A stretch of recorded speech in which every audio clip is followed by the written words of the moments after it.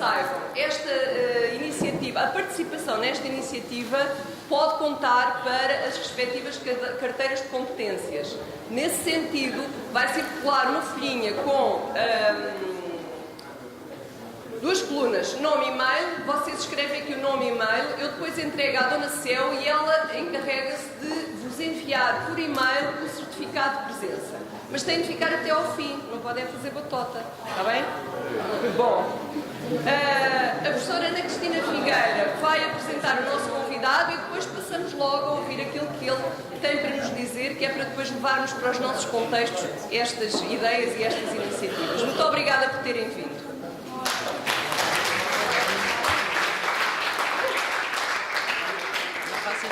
Como é que isto funciona?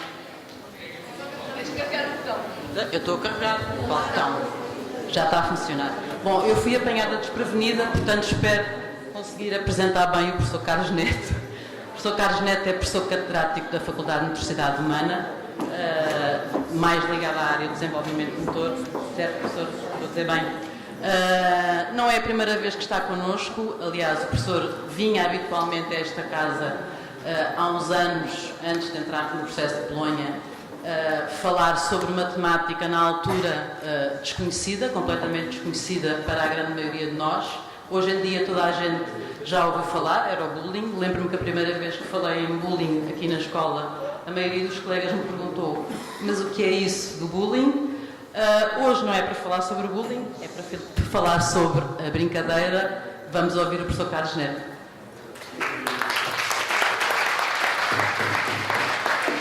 Brincar na infância é absolutamente estruturante para o resto da nossa vida. Mas eu, antes de começar a minha comunicação, gostava de agradecer, obviamente, este convite que foi feito e também agradecer as palavras da professora Cristina Gomes da Silva, também a introdução e as palavras amáveis da Cristina Figueiras e também da minha colega Teresa Figueiredo, que eu conheço já há alguns anos. Quero agradecer a presença dos professores desta escola, dos estudantes de diversos cursos que aqui estão presentes. Esta temática é transversal. É importante para qualquer área científica, para qualquer área profissional, para qualquer área pedagógica, terapêutica, etc. O brincar é talvez um comportamento dos mais interessantes, intrigantes, do ponto de vista de avaliação, de observação, de investigação e de intervenção. O brincar é estruturante, como já disse. E, portanto, significa que falar neste tema implica que nós possamos ter uma abordagem adequada para falar nele. Pode falar de brincar de múltiplas formas e de múltiplas maneiras. É este computador. É este computador. Ok, vamos lá ver se isto funciona. Eu não estou habituado ao Mac, mas é o meio, não é?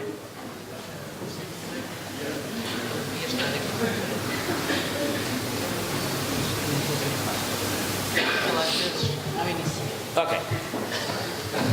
Eu vou procurar abordar o tema numa perspectiva da psicologia ecológica, mas diria que esta abordagem ecológica, ao ter múltiplas formas e múltiplos mosaicos ou modelos, ela tem que ser vista nesta perspectiva, de facto, integradora entre o sujeito e o ambiente. Basicamente é isto. O desenvolvimento humano só pode ser compreendido se conseguirmos, de facto, fazer inteligentemente esta interação entre o que se passa do ponto de vista do nosso organismo em relação com aquilo que é o ambiente que nos rodeia. Nós somos frutos disso. Também, obviamente, de uma situação de transmissão genética que os nossos progenitores nos transmitem, como é óbvio. E por isso eu proponho que nesta visão ecológica nós possamos associar várias áreas disciplinares que devem cada vez mais ser integradas. Nós andamos a estudar os conhecimentos por gavetas. Já é tempo de começarmos a estudá-los de uma forma mais integrada, não é? E por isso eu proponho que nós possamos aqui a fazer uma abordagem sobre o brincar nos contextos de vida das crianças e dos adolescentes na atualidade, mas casando várias áreas disciplinares como o desenvolvimento motor, o planeamento urbano, a sociologia dos espaços, as geografias da criança, também a sociologia da infância. Portanto, ter vários saberes aqui integrados para abordarmos a coisa... Ok, muito obrigado. Para abordarmos isto de uma forma mais integradora. Há uns anos atrás, este senhor chamado Yuri Bronfenbrenner, que tinha vindo da União Soviética, antiga União Soviética, chegou aos Estados Unidos da América e não compreendeu uma série de coisas, principalmente a visão comportamentalista que existia muito vincada nos anos 50 nos Estados Unidos da América. E ele publicou esta primeira obra, muito interessante, entre outras, que é A Ecologia do Desenvolvimento Humano. Foi uma obra que marcou definitivamente as teorias que existiam sobre o desenvolvimento humano. E, em segundo lugar, fez a publicação de uma obra que foi decisiva também, que é Examinando as Vidas em Contexto. Ele dizia que a maior parte da investigação científica que nós hoje temos disponível utiliza como unidade de análise o sujeito fora do contexto. Isto é, andamos na maior parte dos casos a estudar crianças estranhas, em ambientes estranhos e no menor tempo possível. Ele fazia uma crítica violenta aos estudos laboratoriais e aos estudos, portanto, que retiram do contexto natural de vida os cidadãos, os sujeitos de estudo. E dizia que muitas vezes andamos a estudar no contexto fora do sujeito, andamos a estudar o sujeito fora do contexto e a abordar matérias, conhecimentos, saberes completamente abstratos que não têm nada a ver depois com a realidade em que os sujeitos vivem. E ele fez análises na prisão, fez análises nas escolas, fez análises também em hospitais, etc. E depois, mais tarde, eu cheguei a conhecê-lo aqui num congresso que o professor Gomes Pedro realizou em Lisboa, sobre stress e violência. Já foi há uns anos atrás, ele já muito velhinho, em que publicou a última obra dele, que é a Teoria Bioecológica do Desenvolvimento Humano. Portanto, a teoria que eu estou aqui a abordar não tem a ver com a famosa psicologia ecológica de Gibson, tem a ver mais com a percepção visual, com as tomadas de decisão. Isso é outra abordagem relativamente diferente. Esta é uma abordagem sociocultural e ideológica. Portanto, é relativamente diferente. E por isso é conhecida esta teoria como a teoria das bonecas russas. Quer dizer que as bonecas encaixam-se umas nas outras. Quer dizer que o nosso comportamento tem a ver com todos os contextos que nos rodeiam. A nossa memória é, no fundo, a estrutura que preserva a nossa identidade. E o local onde vivemos, o local onde crescemos, o local onde fizemos amigos, as características geográficas, ambientais em que nos rodeou, marcou a nossa personalidade, marcou a nossa memória, marcou a nossa história, marcou a nossa cultura. Todos nós somos diferentes uns dos outros. Obviamente que temos uma identidade cultural no mesossistema, isto é, na boneca maior, se quisermos, não é? Nós somos fruto também desta cultura. Aqui a 2000 km de cultura islâmica, que é Marrocos, que é completamente diferente. Portanto, significa que há mudanças de atitudes, de comportamentos, de valores, de crenças, em função das situações geográficas, portanto, em que vivemos. E mesmo em situações de contextos, dentro da mesma identidade cultural de um país, também há muitas diferenças. Um dia destes vocês vão trabalhar para as escolas ou vão trabalhar para outros locais e vão ver que estar numa zona pescatória é completamente diferente de estar numa zona, portanto, rural, ou de estar no litoral é completamente diferente de estar numa zona do interior, ou no norte ou no sul. Há mesmo subculturas completamente distintas. E ele falou de uma coisa que eu acho muito interessante para nós, que é a questão das zonas proximais, ou dos chamados microcontextos. Nós começamos por ter pequenos contextos que nos influenciam no nosso desenvolvimento. Nós hoje somos o resultado, muitas vezes, destes microcontextos que vivemos. E, portanto, esta relação que ele estabelece aqui, portanto, destas zonas proximais, não é? Esta dimensão do sistema de regulação interna em relação à família, em relação à escola, em relação aos amigos, em relação à rua, onde nós brincamos. Hoje já não se brinca, como sabem, está em vias de extinção, já não se brinca na rua, mas esta visão ecológica é muito interessante, porque muitas vezes nós temos a propensão de estudar o sujeito e não nos recordamos que ele teve uma história. E quando olhamos para o aluno, temos que olhar para também o contexto em que ele vive, para o perceber, e perceber a sua atitude, perceber o seu posicionamento, perceber o seu corpo, perceber a sua postura, etc. Por isso, brincar significa que temos que compreendê-lo de um ponto de vista destes microsistemas, principalmente o microsistema estruturado, como é, por exemplo, o clube desportivo, ou como é a catequese, ou como é qualquer outra atividade estruturada. Como é o microsistema amigos, nós aprendemos imenso pelos amigos que temos e pelas relações que estabelecemos em termos de socialização com os amigos. A escola, que é um local privilegiado de educação, de mudança de comportamento, mas também de acompanhamento ao nosso crescimento e ao nosso desenvolvimento, e principalmente a família. Hoje, se nós não percebermos a família dos nossos alunos, não estamos a perceber nada, não é? Porque as influências são enormes, quer diretas, quer indiretas. Mas a primeira forma é entender esta relação entre microsistemas. E por isso, o primeiro contexto ecológico fundamental numa criança é exatamente o contexto familiar. Esse é o centro ecológico por natureza. A mãe e o bebê. A mãe, o bebê, a boca do bebê, a visão da mãe, o contato físico, a dimensão sensorial. O bebê veio ao mundo para ter autonomia. O bebê veio ao mundo não é para estar debaixo da saia da mãe. O bebê precisa de dependência alimentar, precisa de dependência afetiva, depende também de segurança, mas o que ela quer é ter autonomia. E por isso, avançar com uma crítica que hoje está a acontecer praticamente no mundo inteiro, mas basicamente nos países desenvolvidos em vias de desenvolvimento, é que nós estamos a superproteger demasiado as nossas crianças, não nesta fase dos bebés, mas mais tarde. Aprisionamos as crianças demasiado. A superproteção mata, não nos dá autonomia. E, portanto, este é o primeiro centro. Depois há um centro seguinte, que é o envolvimento físico, a proximidade ecológica do quarto, da casa, da habitação onde vivemos, e depois as instituições onde a criança é transportada, porque devido à sociedade industrial em que vivemos, ou à sociedade de informação, porque há aqui uma ruptura de passagem da sociedade de informação, passagem da sociedade industrial para a sociedade de informação, as crianças hoje são levadas para a creche muito cedo, não é? São afastadas demasiadamente cedo e vão para a creche, para o jardim de infância, para a escola, para o clube desportivo, que são sectores ecológicos mais distantes da mãe. Eu falo da mãe porque o pai é pouco importante. O pai anda por ali, não é? E depois, obviamente, mais tarde, os espaços exteriores, os espaços de jogo, a periferia da cidade. Quem não viveu a cidade, quem não viveu o bairro, quem não viveu a rua, as nossas memórias dão-nos essa identidade. Hoje as crianças vão ficar sem infância exatamente porque não estão a viver nem a rua, nem a cidade. Há uma pergunta muito séria que hoje se pode colocar. Onde é que andam as crianças? Quando olhamos para a cidade, onde é que andam as crianças? As crianças estão fechadas, aprisionadas, sentadas, de preferência frente a um ecrã. Não é? Hoje vivemos uma situação dramática, com repercussões gravíssimas, a médio e longo prazo na saúde mental e na saúde física. O que eu vos venho falar é de crianças aprisionadas. O que eu vos venho falar é sociedades democráticas que têm os seus filhos, as suas crianças, aprisionadas como se vivessem em prisões. Vivem dentro de quatro paredes, de preferência sentadas. E se estão muito irrequietas, são medicadas. Portanto, isto é uma tragédia que estamos a viver. Não quer ser dramático, mas é preciso perceber o que está a acontecer na nossa infância e na nossa adolescência. E por isso o brincar é fundamental nesta relação com o envolvimento físico para o nosso crescimento, para o nosso desenvolvimento. A sociedade mudou imenso.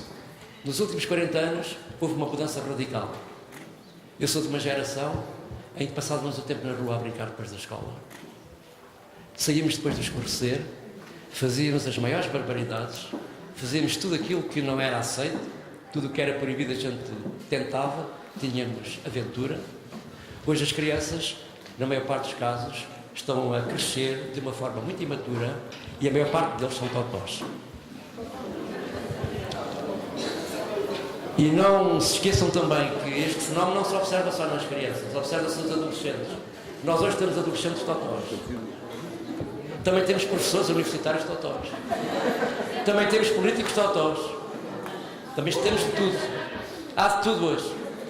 Mas estas novas necessidades sociais vieram criar um novo paradigma de entender o desenvolvimento humano. As coisas estão em grande mudança, numa velocidade como nunca existiu na humanidade. E temos de estar atentos a isso. Porque a escola não pode continuar a ter um modelo conservador, tradicional, como se nada tivesse passado. Hoje, praticamente, o que existe na escola está a pedir lá. E nós temos que fazer essa mudança rapidamente.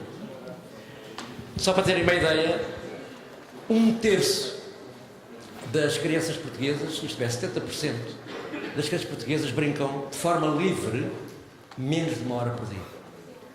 Menos de 1 hora por dia. São crianças cheias de agendas, completamente estruturadas, de manhã à noite. Acaba com os trabalhos de casa. No mínimo, estas crianças deviam brincar para terem uma vida saudável e um desenvolvimento saudável 3 a 4 horas por dia. No mínimo. Estou a falar de brincadeira livre. Nós fizemos parte de uma campanha da IKEA e também uma campanha da Unilever, que foi desenvolvida nos Estados Unidos e também aqui na Europa. Fizemos vários estudos sobre o estatuto de brincar nas crianças europeias e nas crianças americanas e verificámos que os presos nas prisões têm mais tempo livre hoje, fora da cela, para atividades de lazer do que têm as crianças no seu cotidiano nestas sociedades. E por isso, cerca de 60% das competências motoras e sociais estão em déficit neste desenvolvimento humano. As crianças têm em média cerca de 2 horas e meia frente ao ecrã. Passou-se muito rapidamente da trotinete para o tablet. Não é? Isso foi feita uma rápida mudança. O corpo praticamente está esquecido. Está esquecido na escola, está esquecido em casa, está esquecido nas políticas públicas, na cidade, etc. 1/3 já tem excesso de peso e a diabetes está a aumentar a uma velocidade como nunca existiu na humanidade. Tem muito tempo estruturado, agendas completamente estruturadas após o período escolar, aquilo que eu chamo de escolas paralelas. Nós temos as cargas horárias mais longas da OCDE. As crianças, por exemplo, no primeiro ciclo passam em média 45 a 50 horas por semana sentadas, quietas e em silêncio na sala de aula. Como é que é possível ter capacidade de concentração, capacidade atencional, um corpo que está em desenvolvimento, com 6, 7, 8, 9 anos de idade, como é que é possível aguentar e controlar tanta energia que eles têm, tendo essa atitude de estar sentados? Eu costumo dizer que matricula-se o corpo na escola, aparafusa o seu corpo à cadeira e à secretária, para estar quietos e em silêncio, ouvir professores cansados, velhos e chatos. Na maior parte dos casos é isto que está a acontecer hoje. Na maior parte dos casos é isto que está a acontecer hoje. Por outro lado, temos o tempo de recreio escolar que está a diminuir. E recentemente estive nos Estados Unidos da América, há mesmo escolas que já acabaram com o recesso. O recesso é o intervalo escolar. Ainda ninguém me explicou qual é o critério científico para o intervalo escolar. Porque é 10 minutos, porque é 30 minutos, porque é 20 minutos. Qual é o critério científico? Não. Normalmente esse tempo é definido em função dos critérios da definição curricular ou da definição disciplinar, mas não é em função daquilo que as crianças necessitariam para brincar devidamente. Não é? Porque também é incorreta esta relação entre recreio e sala de aula. Isto é um disparate. Essa conexão entre sala de aula e recreio devia acabar, porque a criança circula para o exterior e para o interior.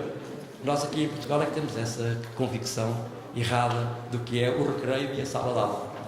Nas primeiras idades isso não devia existir, mas já vamos falar mais à frente. A margem de risco diminuiu. Hoje, a margem de risco no desenvolvimento das crianças é muito reduzida. E por isso que eles não têm grandes desafios, não correm os riscos, andam completamente protegidas. A superproteção e o medo instalaram-se na sociedade.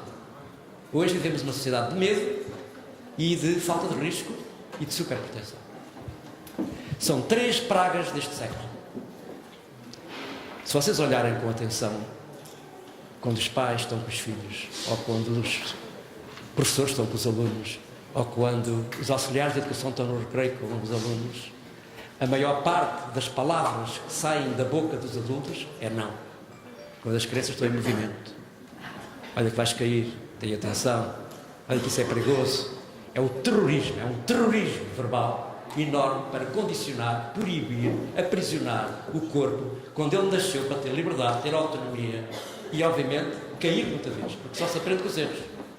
E hoje, provavelmente, não estamos a dar permissão às crianças de cometer erros. Por exemplo, uma criança saudável é aquela que tem os joelhos falados. Se vocês olharem para os joelhos das crianças hoje, estão todos limpos. É? Tudo limpinho. As crianças, por exemplo, hoje perderam basicamente quatro ações motoras nas escolas.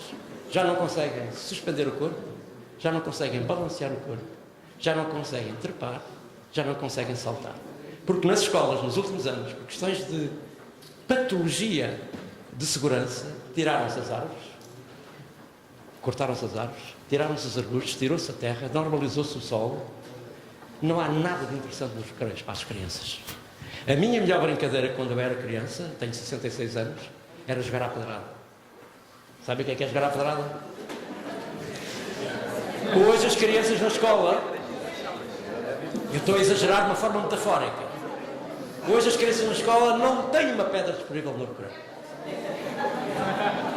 Não há uma pedra disponível no recreio, não há um pau, não há água, não há terra, não há natureza, não há espaço natural. Plastificou-se a escola, criou-se uma escola de betão e de plástico, não de espaço natural. As crianças passam muito tempo sentadas e quietas. O nível de mobilidade e autonomia em Portugal é dos mais baixos da Europa. Já vamos ver isso mais à frente. Paradoxalmente, somos o 5º país mais seguro do mundo. Bom clima, boa cultura. Temos hoje um país cheio de turistas, mas as nossas crianças estão na prisão. E este é o drama. Muitos de vocês passaram também por essa situação. Eu tenho que avançar, senão não chego ao fim. Recentemente, quando recolhemos as investigações disponíveis, e são muitas, na área do brincar, em termos internacionais, publicadas em revistas científicas de relevância, nós podemos fazer uma analogia de que nos últimos 40 anos o brincar declinou, isto é, há um declínio enorme nos comportamentos de brincar na infância e há um aumento alarmante de desordens mentais. Essas desordens mentais passam por ansiedade, depressão, hiperatividade e, na adolescência, passagem para a idade adulta, taxa de suicídio. E isto é muito preocupante. Por exemplo, neste momento, nos Estados Unidos e em outros países similares, está a haver uma preocupação excessiva sobre como resolver este problema das consequências de quem não brincou muito na infância e as consequências comportamentais e desordens mentais que isto tem no futuro. Dos estudos biográficos feitos até ao momento, biografias de atletas de alto nível que tiveram sucesso, artistas que tiveram sucesso, empresários que tiveram sucesso, todos os seres humanos que têm sucesso, há uma correlação muito forte com uma infância feliz. Todos aqueles que tiveram uma infância feliz têm mais condições para ter sucesso na vida adulta. E porquê? Já vamos ver porque é que isto é fundamental. Porque é que brincar é fundamental. Porque brincar era a primeira temática que eu queria desenvolver. Brincar e ser ativo na infância é um dos aspectos mais importantes no desenvolvimento humano. Não só do ponto de vista da microestrutura, como também da macroestrutura. Isto é, das nossas dinâmicas internas, como na relação com o exterior. O que significa que brincar é uma forma de procurar distanciamento progressivo, à medida que eu vou ganhando competências internas, do ponto de vista de maturidade cognitiva, maturidade morfológica, maturidade orgânica, maturidade relacional, eu vou-me distanciando. Isto é de João dos Santos, um grande pedopsiquiatra português, meu grande mestre, com o qual aprendi muito durante anos. Leiam João dos Santos, vale a pena ler a obra de João dos Santos, Pedagogia Terapêutica. E ele falava de uma coisa muito interessante. O que é educar? Para um pai ou para um educador, o que é educar? Educar é dar proximidade e contato físico, porque a criança precisa de afeto e de proximidade, mas sempre que possível dar distância e dar autonomia, para que a pessoa possa crescer. E, portanto, mais mobilidade e mais margem de risco. Porque quando eu mais der autonomia, mais mobilidade, mais autonomia, mais risco. E, provavelmente, uma palavra que nos falta, que é participação. Mobilidade, autonomia e participação. Nós somos um país em que a participação ainda nem sequer se iniciou, de um ponto de vista, se quisermos, mais vasto, mais alargado. E a criança começa a brincar desde muito cedo. Mesmo no primeiro ano de vida, ela tem um desafio enorme, que é brincar com a gravidade. A primeira coisa que nós temos é o desafio da gravidade. Como é que em 12 meses a gente consegue pôr o corpo apenas em 2 apoios e conseguimos transportar o corpo com autonomia a partir entre os 9 e os 12 meses de idade. É curioso que aí começa logo o não. Quando uma família vê uma criança a andar, começa o não. Começa a repressão, começa a opressão, o medo, a superproteção, etc. Mas esta é uma grande fase de brincadeira, que é a brincadeira com a gravidade. conseguir pôr o corpo em situação de pé. Nós somos a única espécie animal que consegue a extensão completa dos membros superiores, a extensão completa dos membros inferiores, todos os dispositivos sensoriais, perceptivos e cognitivos que estão na parte frontal do corpo, ouvidos, nariz, olhos, boca, mãos, retadátilos. Nós perdemos a ação do polegar no pé, que serve para a marcha, enquanto que esta serve para a locomoção. Os custos de evolução foram enormes, temos 2 curvaturas na coluna, com grandes doenças, porque passada a posição quadrúpede para a posição bípede foi uma situação de milhares de anos que levou tempo para termos um cérebro capaz, temos um neocórtex, né? Temos um cérebro reptiliano, um cérebro paleomamífero, um terceiro cérebro, que nos dá pensamento abstrato. Somos a única espécie animal que consegue pensar com a testa, porque somos o único que tem testa. Por isso é que com testa. Não é? Somos o único animal que tem testa, por isso é que com testa. E somos o único animal que os dispositivos estão todos à frente do corpo. O sentido da vida é exatamente caminhar, progredir. Lá atrás só temos uma coisa que é importante, uma coisa que ilumina, não temos lá para nada. A vida não tem o sentido de andar para trás. Muitas vezes há regressões, e muitas vezes temos que andar para trás para andar melhor para a frente. Na vida também é assim. Às vezes caímos, mas o sentido da vida é caminhar, é progredir, é mover o corpo, mexer-se. Não é estar quieto nem sentado. Nós não nascemos sentados. Nós não nascemos, nem a nossa morfologia tem uma constituição dividida em 2 partes iguais, direito e esquerdo, os hemisférios. Leio agora a obra do António Damasio, muito interessante, este livro que ele agora escreveu. Pensamento só se pode desenvolver se o corpo se mover. Corpo, pensamento e sentimento. Estas 3 coisas estão ligadas. Não há aprendizagem sem emoção. Não pode haver aprendizagem sem emoções. E a criança aqui cai muita vez para se pôr de pé. É um excelente ensinamento na primeira fase de vida. Depois ela é uma especialista. As crianças começam a mover-se desde muito cedo e a brincar com o envolvimento e são especialistas no espaço. Elas são especialistas no espaço. Dê-lhes oportunidades de elas experimentarem sensorialmente, tatilmente, visualmente, espaços diferentes. Não as calçam, não as vistam, e com aquelas coisas só para os outros verem. Não. Deixem que as crianças sejam crianças, que vivam em plenitude a sua infância, não é? De uma forma naturalista, não é? Pronto, o que é brincar? Brincar é uma pressão seletiva, ancestral. Sigam o meu raciocínio para perceberem este conceito. Porque se perceberem este conceito, percebem muitas coisas para a vossa vida. Quem é treinador, quem é professor, quem é outras profissões. Brincar é treinar para o inesperado. Brincar é treinar para o imprevisível. Brincar é treinar para o incerto. Nós hoje vimos para perceber este conceito que está dentro de nós, como animais. Não é? E treinar para o inesperado em situações motoras, em situações cognitivas, em situações sociais. A educação, a escola, a formação, o desenvolvimento não é feito de pontos finais. É feito de vírgulas. A gente não pode, mesmo na transmissão do conhecimento que é feito, muitas vezes o aluno estuda, memoriza, põe no teste e esquece. A escola é assim ainda. Não é? Disparate completo. A aprendizagem tem que ser inteligente. O treino desportivo tem que ser inteligente. O atleta não pode repetir a exaustão. Ele tem que repetir com inteligência daquilo que está a fazer. E há sempre imprevisibilidade. Se não há imprevisibilidade, não há desenvolvimento. Se não há caos, não há desenvolvimento. E por isso, o que as crianças fazem, quando a gente as deixa em liberdade, é que elas estão a ganhar uma cultura fantástica de capacidade de adaptação. Que é a palavra que Darwin falou há cerca de 110 anos atrás. O que significa que brincar é escolha livre. Brincar é intrinsecamente motivado. Tem aqui um vídeo, mas eu julgo que não vai passar. Tinha um vídeo, veja lá se consegues passar. Okay.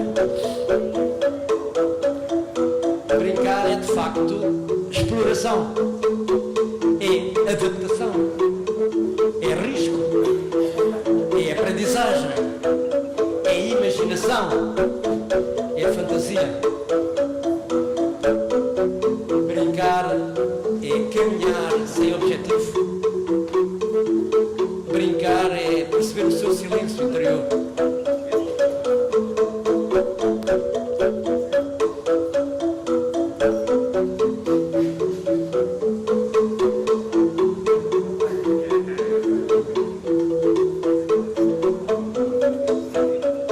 É ter prazer. Brincar é obter prazer. Hoje as pessoas, os seres humanos, neste século XXI, já não conseguem andar, caminhar pela cidade sem objetivo, contemplando a natureza. As pessoas já não olham para o céu, andam normalmente a olhar para o chão, já não olham para os outros. Quer dizer que nós já não caminhamos naquela situação de descoberta, como fazíamos quando éramos crianças, não é? Nós perdemos essa espontaneidade e essa naturalidade. E por isso brincar tem muitas vantagens, muitos benefícios. Eu vou elencar alguns, há muitos mais. Brincar é procurar resiliência. Brincar é procurar capacidade de adaptação. Brincar é procurar cultura de sobrevivência. Só há espécies que sobrevivem, são as mais resilientes. Eu aprendi isso na Guerra da África. Aprendi isso a trabalhar com crianças, meninos de rua no Brasil, que têm excesso de violência no limite. Se as crianças não percebem o limite, não dão sentido à vida. Qualquer um de nós, se não tem situações de limite, não percebe o sentido da vida. Não é? Nunca me esqueço das palavras de um grande colega nosso, que é o melhor montanhista português, João Garcia. Quando chegou a Everest, já não tinha uma parte dos dedos, já não tinha uma parte do nariz. E ele dizia, professor, nessa altura estava com os deuses. O corpo interessava pouco. Não é? E é isso que muitas vezes nós não vivemos essas situações. A não ser aqueles que tomam químicos, não é? Não é preciso tomar químicos para chegar a essas situações. A gente pode fazê-las de outra forma. Através do corpo, através da atividade física, através do desporto, através de muitas outras formas. Brincar é também procurar confronto à adversidade. É também procurar regulação emocional. O brincar é talvez o complemento que mais dá regulação emocional. Sem regulação emocional não há aprendizagem. Sem regulação emocional não há relação social. Sem regulação emocional não há desenvolvimento do cérebro. Também há autoconfiança, relação social e, acima de tudo, competências motoras e competências cognitivas. As crianças vivem um déficit de competência motora enorme. Eu tenho crianças que não sabem correr. Eu trabalho há 45 crianças, há 45 anos que trabalho com crianças dos 3 aos 12, todas as semanas. E tenho visto a decadência motora. Há crianças hoje que, ao correr, atrapalham-se com as suas próprias pernas e caem. Há crianças que andam a brincar ao garra e foge e batem com a cabeça umas nas outras porque não têm capacidade de discriminação espacial. Há crianças com 8 anos que não sabem atar os sapatos. Há crianças com 6 anos que não sabem saltar à corda. Há crianças com 5 anos que não sabem saltar o peixe. O corpo está inculto. Com o corpo inculto não é possível desenvolver o cérebro de forma inteligente e de forma livre. O corpo não está separado do cérebro. Tudo está ligado a tudo, nada está separado de nada. O corpo é só um. É um disparate a escola pensar apenas competências cognitivas e diminuir de importância as competências motoras, as competências artísticas. É o maior disparate da escola portuguesa e do ensino em Portugal.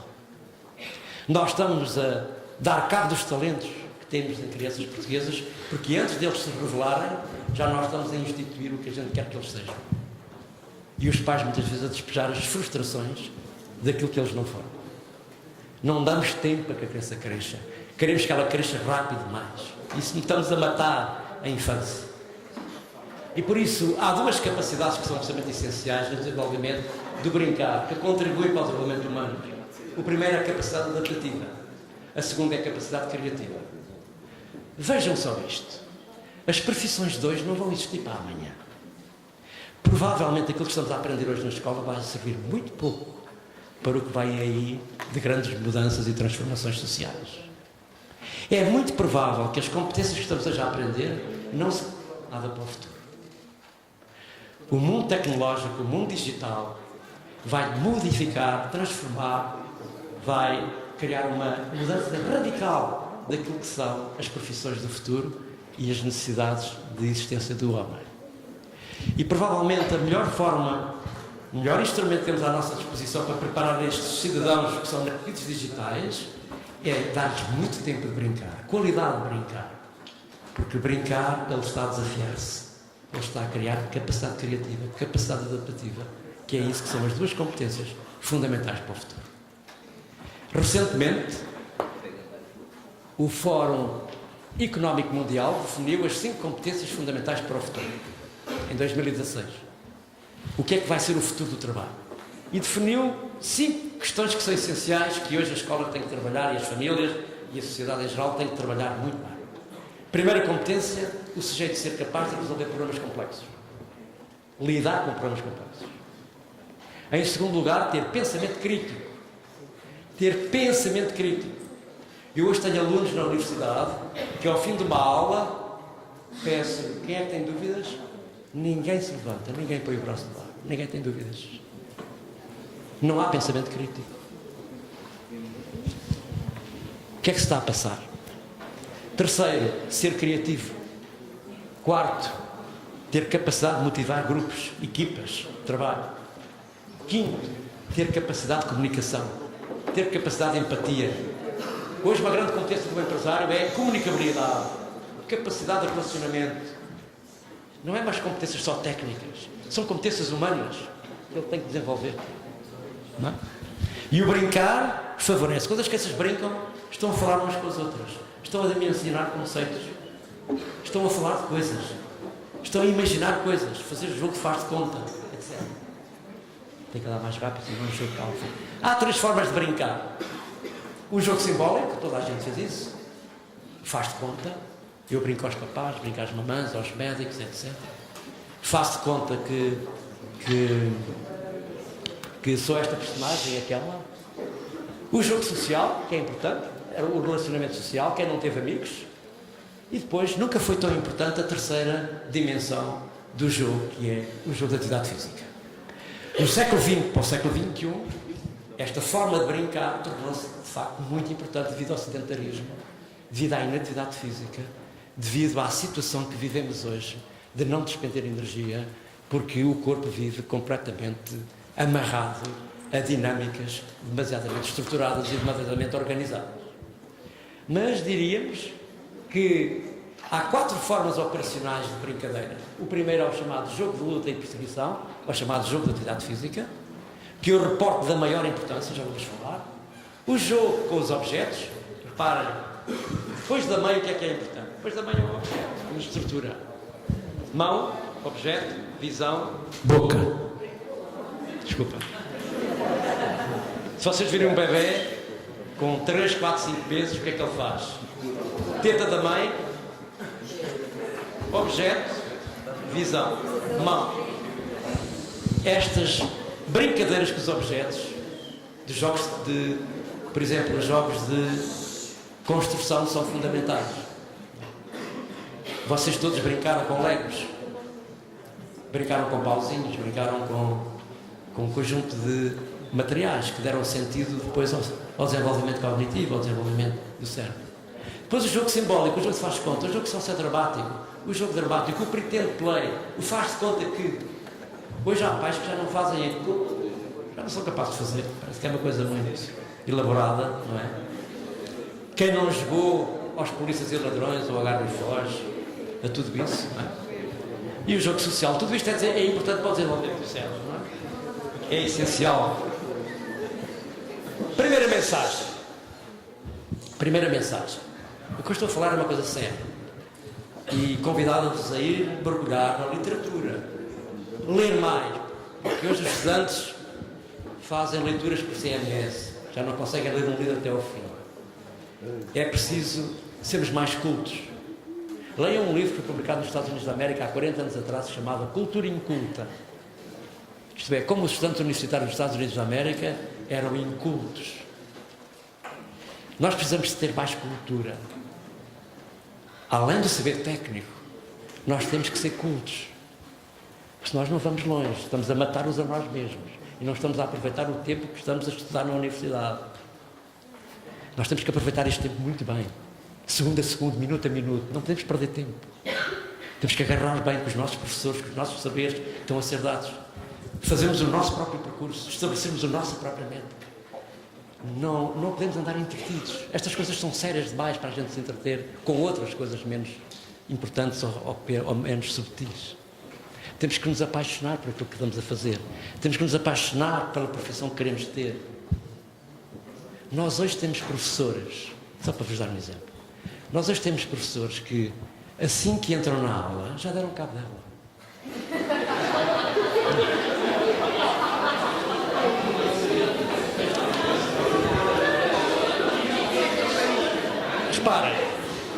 Reparem bem, porque se um professor não entra, primeiro, confiança, vontade, postura. Os alunos olham para nós. As crianças pequenas, 10 quilos. O nosso corpo é o nosso cartão de apresentação. Há professores que entram amargurados, há professores que entram desapaixonados, há professores que não sentem prazer, vontade de ser professores.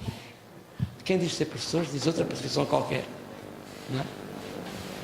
Por isso, apelo à vossa atitude mental como estudantes, que é aproveitar este tempo para conseguirem formar as vossas competências pessoais, que são diferentes umas das outras, em função do vosso passado, no sentido de potencializar o vosso sucesso.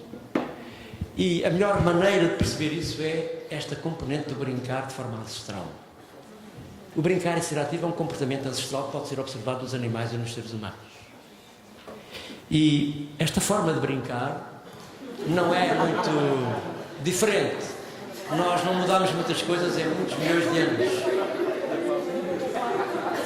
A única coisa que mudou é que temos menos unhas, temos menos pelos e estamos um bocadinho mais carecas como eu. De resto, as coisas são cíclicas e nas espécies mais próximas de nós as coisas não mudaram muito. Numa visão evolucionista, eu sou um evolucionista por natureza. Também acho que Deus é frágil, também está em aprendizagem, também está em evolução. Mas este comportamento evolucionista a gente tem que perceber, a gente não vai ser iguais daqui a 1000 anos. Daqui a 1000 anos o corpo será qualquer coisa diferente do que é agora. E portanto temos que perceber como é que a evolução da humanidade vai acontecer, temos que prepará-los para isso. Portanto, se vocês observarem, o primeiro comportamento ancestral que acontece é o playfighting. O playfighting é um comportamento que é observável em todas as espécies animais. Brinca-se lutando e torna-se o corpo mais civilizado, mais cidadão. Brincar à luta é dos comportamentos mais estruturantes da nossa personalidade.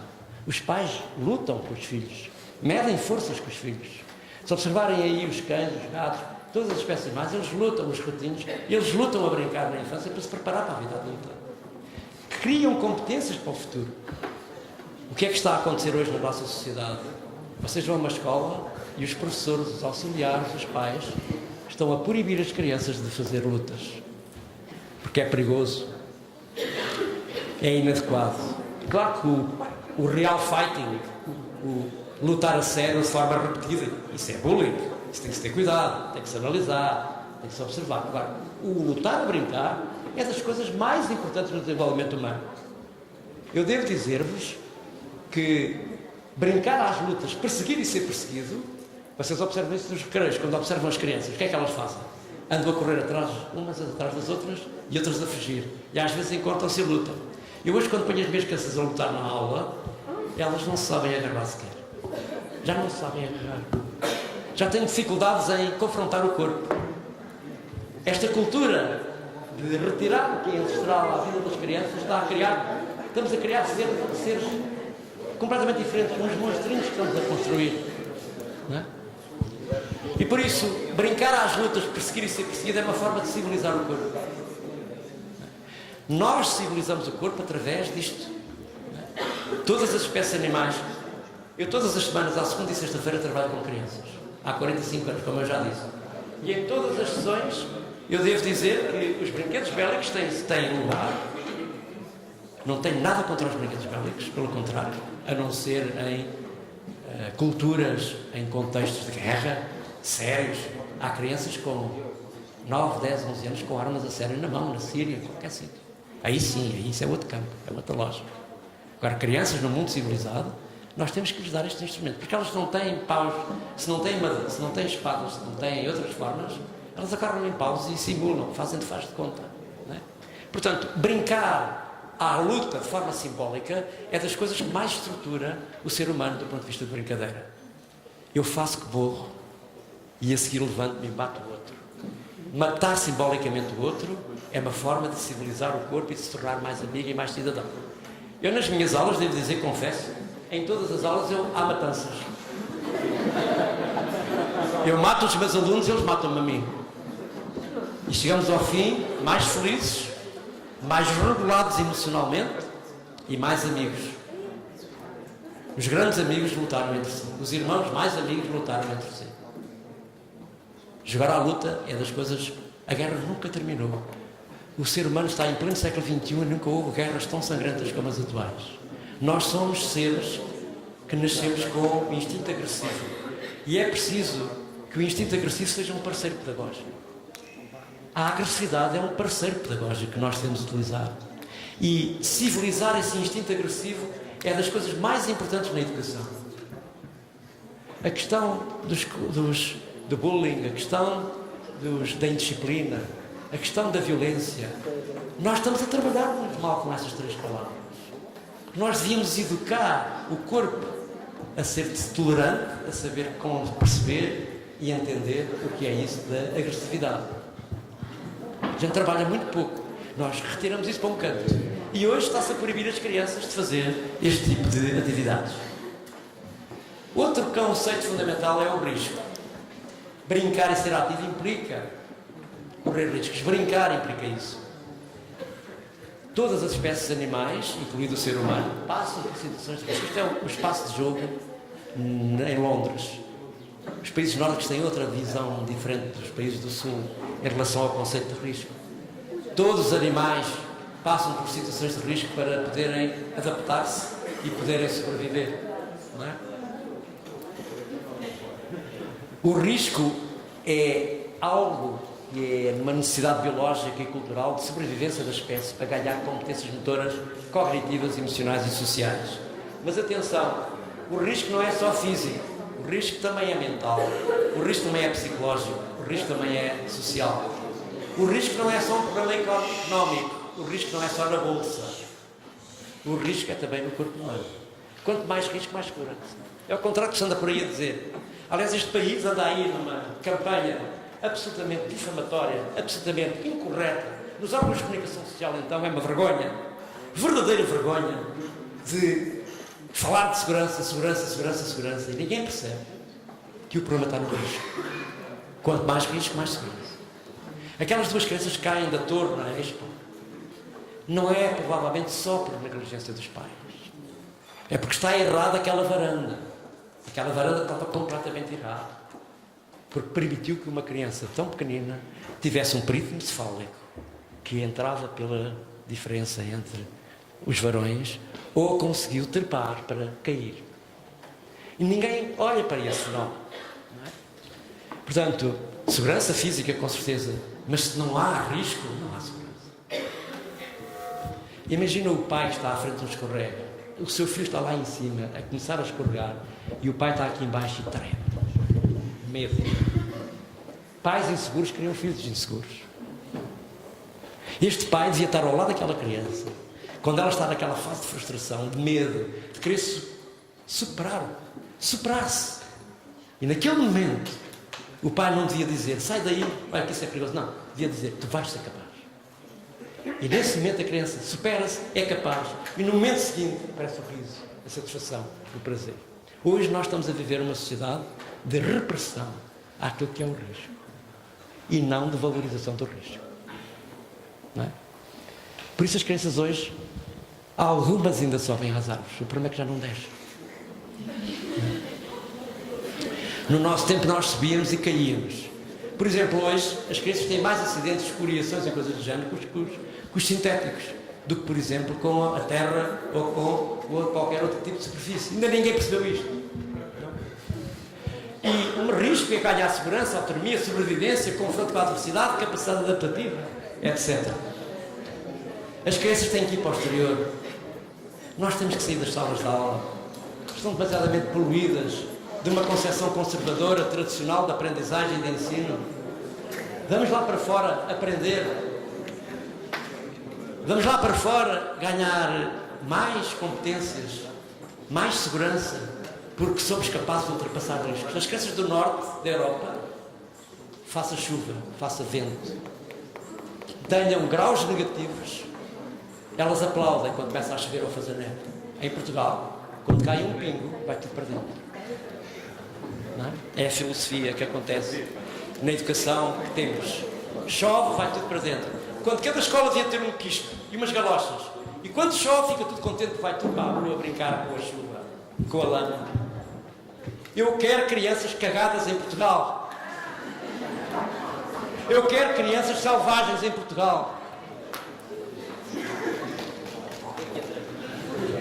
Não quero crianças limpinhas, totós, imaturas. Percebam o que eu quero dizer. E por isso temos que pôr estas crianças a criar desafios. Porque quanto mais desafios, melhores adultos vão ter. Uma adolescência mais fácil de passar. Muitos dos problemas que vocês estão a passar na vossa adolescência provavelmente devem-se a coisas que não viveram na infância. É claro que este problema, este é um espaço de recreio numa escola sueca em 1900. Se eu hoje propusesse um espaço para uma escola portuguesa do primeiro ciclo ou do segundo ciclo em Portugal com estas características, no dia seguinte era preso pela Alzheimer. Vejam a noção de risco, a noção que existia de um corpo. Por isso, brincar e ser ativo e a cultura do medo. Vamos acabar com a cultura do medo. Quais são os grandes problemas que os adultos colocam às crianças atuais? Primeiro, o controle das suas energias. Com certeza que há crianças com déficit de atenção e com hiperatividade. E devem ser bem diagnosticadas. Mas pela minha experiência, nós temos muitas crianças que o que têm apenas são energias naturais. O problema é que os adultos já não são capazes de tolerar essas energias.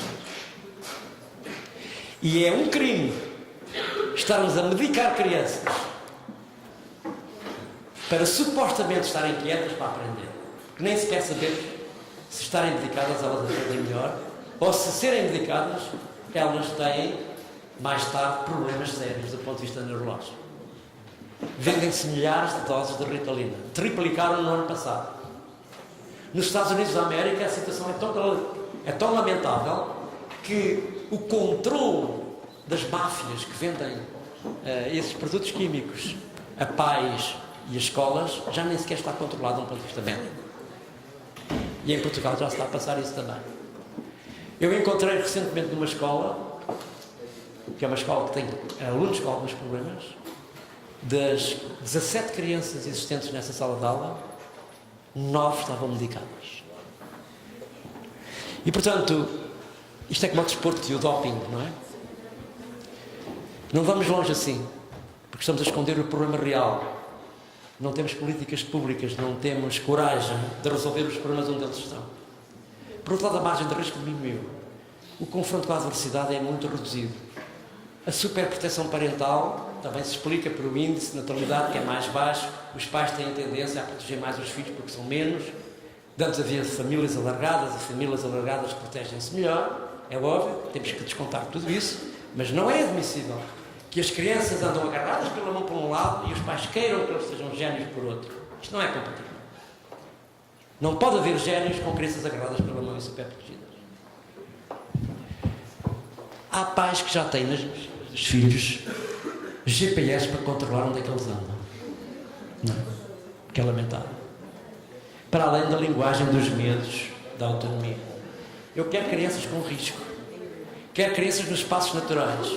Com os espaços que permitam desafios. Que permitam exprimir energias. Sem controle das vidas das crianças. Deixem as crianças na liberdade. Acabar com a cultura do medo. As crianças não podem estar aprisionadas. As crianças têm que estar em situações de risco. A viver a infância como deve ser vivida. Não podemos ter infâncias ou crianças sem infância. Uma criança com asas fechadas não pode voar. E nós hoje estamos a fechar as asas às crianças para não poderem voar.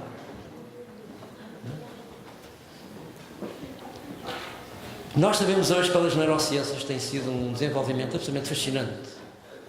Tem-se investido milhões de dólares em universidades americanas e em outras partes do mundo para tentar compreender qual é a relação entre o corpo em movimento, o ser ativo, mexer-se mais e, por outro lado, qual é a correlação que isso tem com o desenvolvimento do cérebro. E as conclusões são fascinantes. Se há 40 anos eu era um estudante na Faculdade de Estado Humano, na altura, Instituto Nacional de Educação Física, também considerado como Instituto Nacional dos Estudantes Falhados, nessa altura. Eu era um estudante muito interessado em perceber o que era o corpo. Tinha curiosidade em perceber o que estava dentro de mim, o que estava fora de mim. Estudava psicanálise, estudava antropologia, estudava genética, estudei tudo o que era possível na altura como estudante. Interessava um pouco os professores que iam às aulas. Interessava mais aquilo que eu andava à procura. E lembro-me de uma vez escrevemos ao Piaget, ainda vivo, para Geneve, qual era a relação entre motricidade e pensamento. Qual era a relação?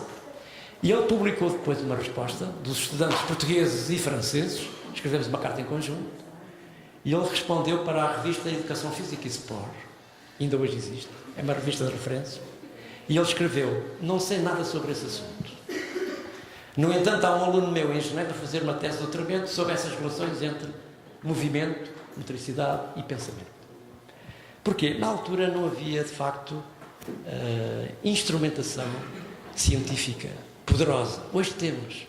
Nós sabemos hoje que brincar e ser ativo ajuda a desenvolver o cérebro. As últimas investigações têm demonstrado que, quando as crianças são ativas, têm uma maior plasticidade neuronal, têm uma maior dinâmica neuronal. Quer dizer que estas conexões das células nervosas têm um outro aspecto, têm uma outra dinâmica do que o indivíduo estar parado e quieto. Este corpo não foi feito para estar sentado, como eu já disse, nem para estar quieto. Não é? E sabemos, através da eletromiografia e da ressonância magnética, que quando estudamos o cérebro, quando o sujeito está em atividade, que as crianças aprendem mais. Quer dizer que... Já veio à volta atrás. Quer dizer que crianças ativas aprendem melhor. Crianças, quando estão ativas, têm uma configuração das suas áreas cerebrais completamente diferente se elas estiverem, portanto, sentadas. Isto significa que temos que começar a discutir que as aprendizagens escolares na sala de aula implicam outro modelo e outra concepção de organização da própria sala de aula. Eu hoje, talvez, tivesse a coragem de olhar para a sala de aula e modificar aquilo tudo, tirar as cadeiras e as mesas e pensar o processo de aprendizagem de forma diferente, tendo o corpo em movimento, permitindo mais trabalho de grupo, permitindo um trabalho de resolução de problemas, um trabalho mais centrado na capacidade de desenvolvimento de pensamento crítico e, obviamente, ao mesmo tempo, fazer bons recreios, bons espaços exteriores. Isto são espaços nos jardins de infância na Austrália. Vocês reparem, tem pedras, tem água, tem areia, tem árvores, tem arbustos. As crianças vivem para se sujar. Na Austrália eu vi pais que ficam muito contentes quando a criança se chega à casa muito suja, significa que tiveram um dia fantástico. Em Portugal, se a criança vai com um grão de areia para casa, no dia seguinte o professor está à perna. Não é? Temos que mudar as mentalidades, temos que mudar esta situação, a bem das crianças e a bem do bem-estar mental. Por isso esta relação entre sala de aula e parado, esta falta de conexão. O que é, mas sabemos, por alguns estudos que temos feito na Faculdade de Estado Humana, que as crianças que mais brincam no recreio e que mais socialização têm, mais aprendem na sala de aula. Observamos as crianças a brincar no recreio e observamos as crianças na primeira meia hora quando chegam à sala de aula. E pelos sinais qualitativos e quantitativos do seu comportamento, percebemos que havia uma correlação muito forte com aquelas que eram mais ativas e que tinham uma socialização mais intensa. Essa despende de energia no exterior não quer dizer que seja vigorosa, não. Estamos a falar de crianças que têm uma despende de energia, diríamos, média, não vigorosa. Porque essas chegam muitas vezes mais excitadas, não é? Do que aquelas que têm uma atividade física mais... Este é um estudo recente que foi feito em Cádiz e que foi feito em Madrid, uma amostra muito significativa, e verificaram que as crianças que tinham mais capacidade cardiorrespiratória, mais força muscular e maior habilidade motora, tinham também melhores resultados na aprendizagem da linguagem, na aprendizagem da matemática e na aprendizagem da língua. Portanto, há muitos estudos hoje que suportam esta ideia de que ser ativo, mexer o corpo, tem mais consequências positivas nas aprendizagens escolares. É preciso mexer o corpo, mas também é preciso escutar o corpo. É preciso que as crianças saibam fechar os olhos. Eu tenho as crianças que não conseguem fechar os olhos. A turbulência é enorme que vai dentro delas. A técnica é tão simples. Basta sentar. Eu estou velho, mas não estou tanto. Cruzar as pernas, pôr as mãos, fechar os olhos, uma boa postura e procurar o silêncio. Procurar o silêncio. Podemos fazer esse exercício agora aqui.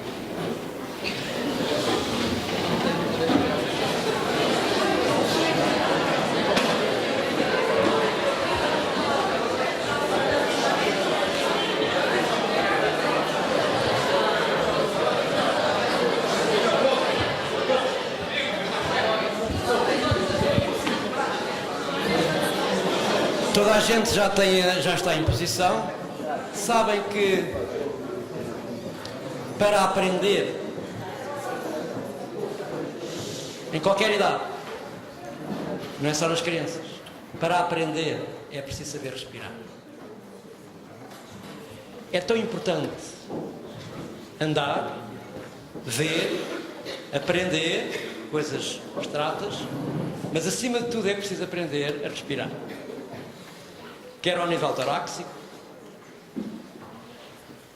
quer ao nível... Agora estou com Alzheimer. Torácico e abdominal. Eu vou contar até 5 e toda a gente vai fechar os olhos e vai respirar lentamente. Não vos vou dar nenhuma palavra, nem nenhum som. E durante 2 minutos que eu vou contar no meu relógio, nós vamos procurar o nosso silêncio interior.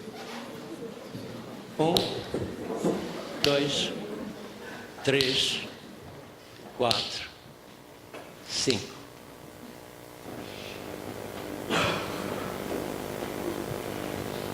Vamos descontrair o corpo e respirar mais devagar possível.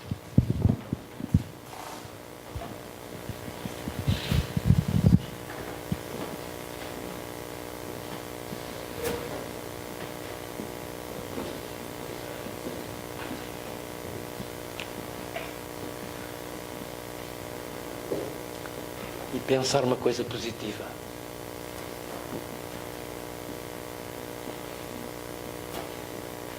O nosso cérebro tem uma tendência tóxica para pensar negativamente. Vamos inverter essa lógica e pensar positivamente.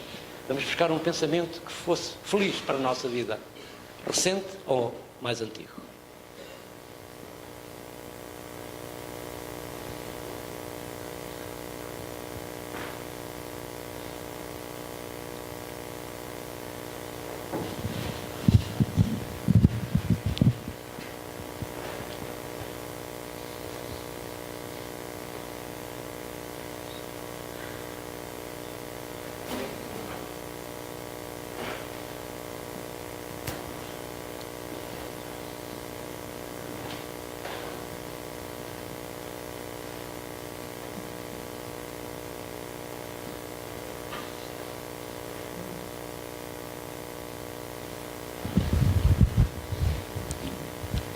Muito obrigado. Podemos abrir os olhos. Ficavas melhor agora. Dar-vos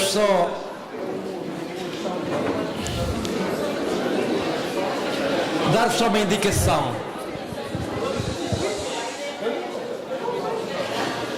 Há muitas técnicas de fazer meditação.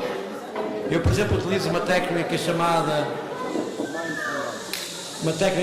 sofrologia. Sofrologia é uma técnica de respiratória e de controle também mental. Mas há muitas práticas de meditação, algumas muito zen, outras pouco zen. Mas, por exemplo, no Canadá, eles fizeram uma experiência nos últimos 5 anos, em que os primeiros 5 minutos, no primeiro ciclo, os primeiros 5 minutos de cada dia eram 5 minutos para fazer meditação. E concluíram que as crianças tinham um sucesso escolar acrescido de 20%. Que é interessante. Há escolas em Portugal que já estão a fazer experiências interessantes. Já há aí por aí muitas boas experiências. Mas isto para dizer, não interessa só mexer o corpo. Interessa também escutar o corpo. Caminhar sem objetivo, contrariando este fenómeno consumista e este fenómeno manipulador que temos nas nossas vidas. redescobrir o silêncio do seu próprio corpo caminhando sem objetivo. Façam isso. Na cidade, caminhem e procurem esse silêncio. Leiam um senhor chamado David Le Breton. David Le Breton. É um sociólogo francês que fez agora uma caminhada a Santiago e escreveu uma obra fascinante em que ele demonstra como na sociedade atual as pessoas já têm dificuldades exatamente em andar, caminhar e procurando o seu silêncio. A gente já não procura o nosso silêncio, nós procuramos o ruído. A poluição sonora atinge-nos de uma forma que hoje em dia já não tem noção disso, não tem consciência disso. E estamos a perder o nosso silêncio.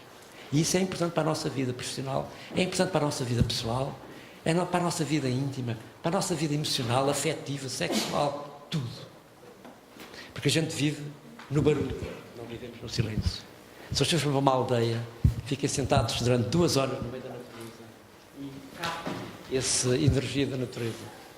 Nós já não somos capazes de fazer isso. Agora reparem as crianças que vivem no betão. Vejam o que é que as crianças estão a crescer e o que é que elas estão a sentir. Só para terem uma ideia, no norte da Europa nós temos em média anuais, horas anuais, de tempo de escola, anda pelas 7.000, 6.500, 7.000 horas. Nos países do sul do Mediterrâneo, esse tempo horário anual anda pelas 9.000, 10.000 horas. Vivemos no mesmo Europa. Vivemos, em princípio, com as mesmas regras. Mas há diferenças. Brincar permite combater o sedentarismo e a iliteracia motora. Esta é outra componente fundamental do brincar. Reparem, o sedentarismo é um problema de saúde pública como nunca existiu na humanidade. Nunca os homens foram e as mulheres foram tão sedentárias. O sedentarismo provavelmente vai ser considerado uma doença a curto prazo pela Organização Mundial de Saúde. O sedentarismo é talvez o maior drama que temos na sociedade atual. E o melhor medicamento para combater o sedentarismo é a atividade lúdica e a atividade física. Brincar muito com as crianças, sair muito com elas, fazer passeios, fazer todos os dias uma caminhada. É melhor que os comprimidos, é melhor que os medicamentos. E por isso nós temos hoje um problema de cultura motora e lúdica sedentária, crescente densidade populacional e tráfego urbano, preocupação com a segurança das crianças, agendas elevadas, escasso contato com a natureza, inatividade física, excesso de peso. Isto é o grande desafio do século XXI.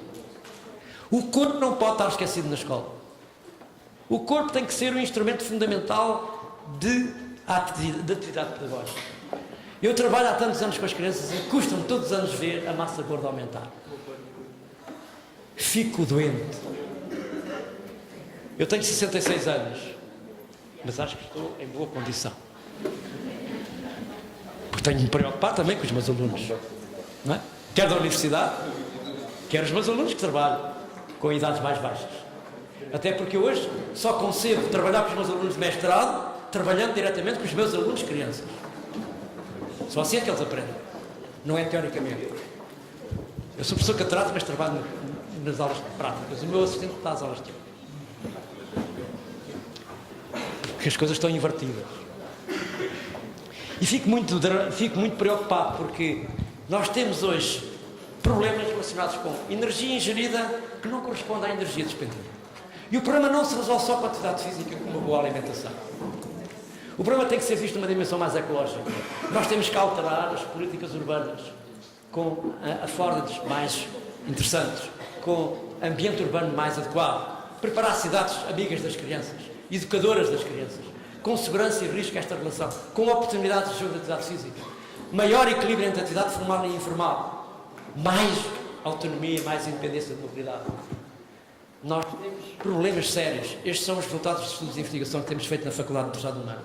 As nossas crianças atuais têm menos capacidade de adaptação, menos coordenação motora, menos percepção espacial, menos segurança e risco, menos segurança do tráfego na orientação espacial, menos despende de energia. Há crianças que já não gostam de despender energia. Há crianças que já não gostam de correr. Há crianças que acham que suar é uma coisa peganhosa. Há crianças que ao fim de 10 minutos me dizem: estou cansada. Crianças de 3 anos.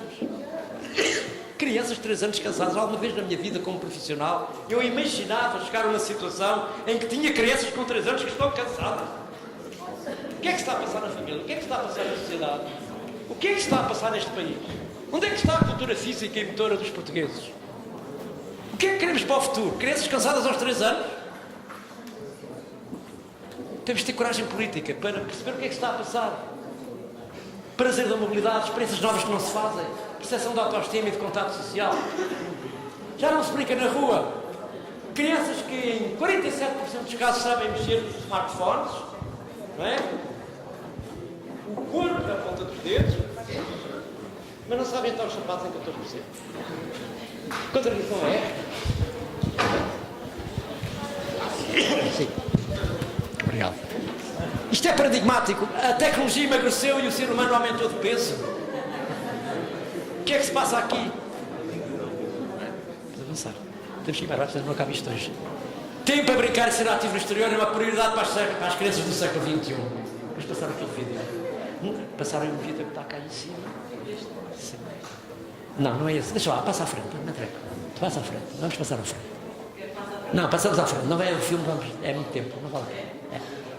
Este é o estudo que fizemos em 16 países sobre a independência de mobilidade. O que é a independência de mobilidade?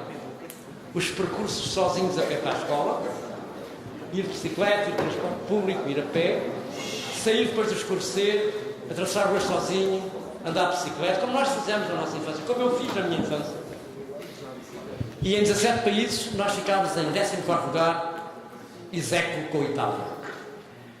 Isto significa que, enquanto que as crianças, a partir da Dinamarca para cima, por volta dos 5, 6 anos de idade, vão a pé e de bicicleta para a escola, com autonomia, e isto também já se está a fazer no Japão, está-se a fazer na Coreia, naqueles países onde as crianças tinham um trabalho enormíssimo, eles inverteram as políticas, porque perceberam que a taxa de suicídio era enorme, mas enquanto que nesses países as crianças com 5, 6 anos, mesmo chovendo, vão de bicicleta e a pé para a escola, em Portugal só o fazem por volta dos 13, 14 anos. Eu tenho alunos na universidade, na Cruz Quebrada, Faculdade de Medicina Humana, em que os paizinhos vão levá-los de manhã à universidade. Eu dou uma dor de cabeça nessa altura e pergunto-lhes, mas vocês não sabem vir de autocarro? Vocês não sabem vir a pé? Vocês não sabem como é que são os transportes públicos? Alunos de totós na universidade, o que é isto? Proteção dos paizinhos, vão levá-los à universidade? Vocês daqui a 3 anos vão ser professores? E eu digo, o que é que tu andas aqui a fazer? Tem que responder esta pergunta. Onde é que está a tua autonomia? Onde é que está a vossa autonomia? Não é?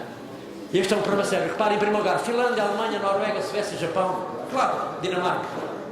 Nos países do Sul, obviamente, Portugal, Itália, Grécia, etc. Meus amigos, nós temos que perceber melhor esta mensagem. Aquilo que eu estou a dizer hoje aqui vai ficar nas vossas cabeças. Eu provavelmente aumentei um bocadinho o tom do dramatismo, exatamente para vos fazer inquietação.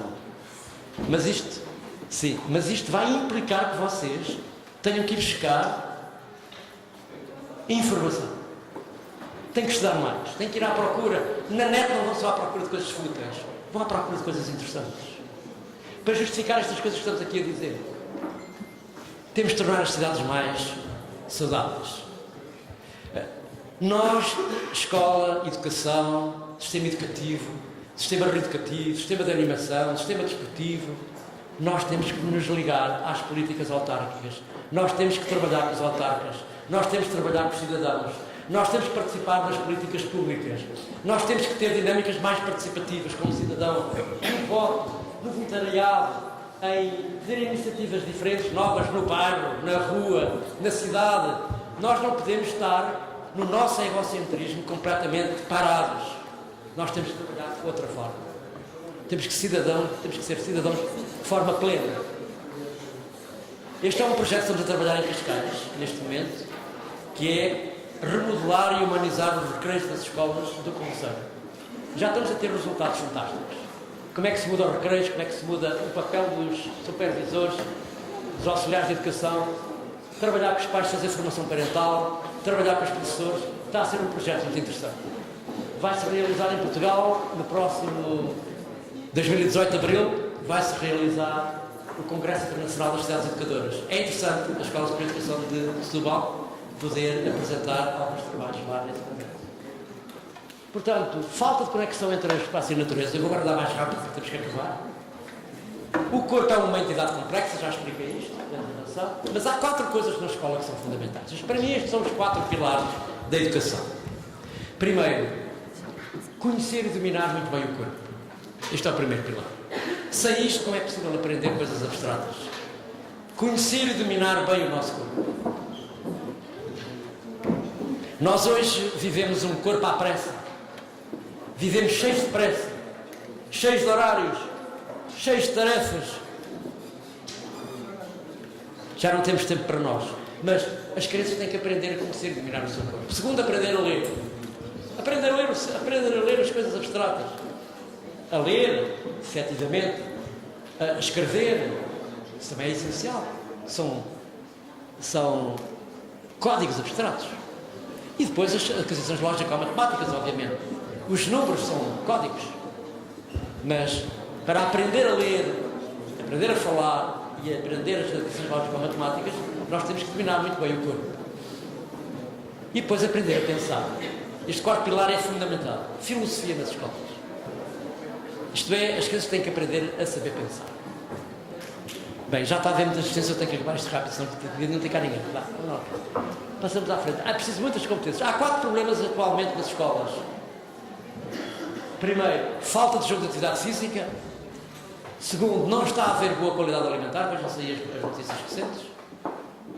Há crianças que estão a chegar com fome à escola. Há crianças que não tomam o pequeno almoço.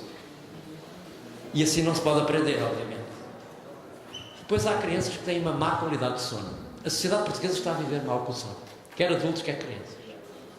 Há pais cansados que estão a dormir pouco e que trabalham muito. E há crianças que não dormem o suficiente durante a noite e que chegam à escola com problemas. E é óbvio, com problemas de aprendizagem. E se isto ainda não tivesse... Há um quarto aspecto que também é importante. É como é que nós fazemos o equilíbrio com as novas tecnologias. Isto é, nestes nascidos digitais vão, com certeza, conviver com as novas tecnologias. As novas tecnologias vieram para ficar, como a televisão há 100 ou 200 anos atrás. Há 100 anos atrás. Portanto, as tecnologias são fundamentais. Mas não podemos utilizar as novas tecnologias com dinâmicas fúteis. Certo? As dinâmicas fúteis só nos dão um cérebro tóxico, um cérebro alienado, um cérebro pobre, um cérebro inculto. Vejam esta situação. Eu vivo em Miraflores e às vezes vou almoçar ao Dulce Vita, que tem uma boa praça de alimentação. Ali ao pé são as escolas secundárias de Lindadeira e a escola básica de Miraflores. Quando chego lá a 1h, é quando saem os estudantes dessas duas escolas. O que é que eles fazem, na maior parte dos casos? Vão ao Pingo Doce e compram uma garrafa de litro de Coca-Cola, não é zero, é Coca-Cola, garrafa de litro. Compram um pacote de batatas fritas enorme. Ou então maçantes de má qualidade. Sentam-se à volta da mesa, estou ao lado a comer a minha dourada grelhada ou o meu robalo grelhado. Eles não. Batata frita, Coca-Cola e depois estão 10 adolescentes à volta da mesa a mandar SMS, não falam uns com os outros. Esta é a cultura atual. E eu já vi, ao domingo, vão as famílias e os pais também estão na mesma. Nós estamos a matar a humanidade. Isto tem que haver aqui equilíbrio. Como dizia Freinet, é preciso uma pedagogia do bom senso. As crianças têm que correr, têm que despender energia, têm que ter corpo ativo e, obviamente, também têm que passar tempo com as tecnologias. E hoje, as tecnologias dão-me tudo o que eu quero. Todo o saber está lá, completamente disponível.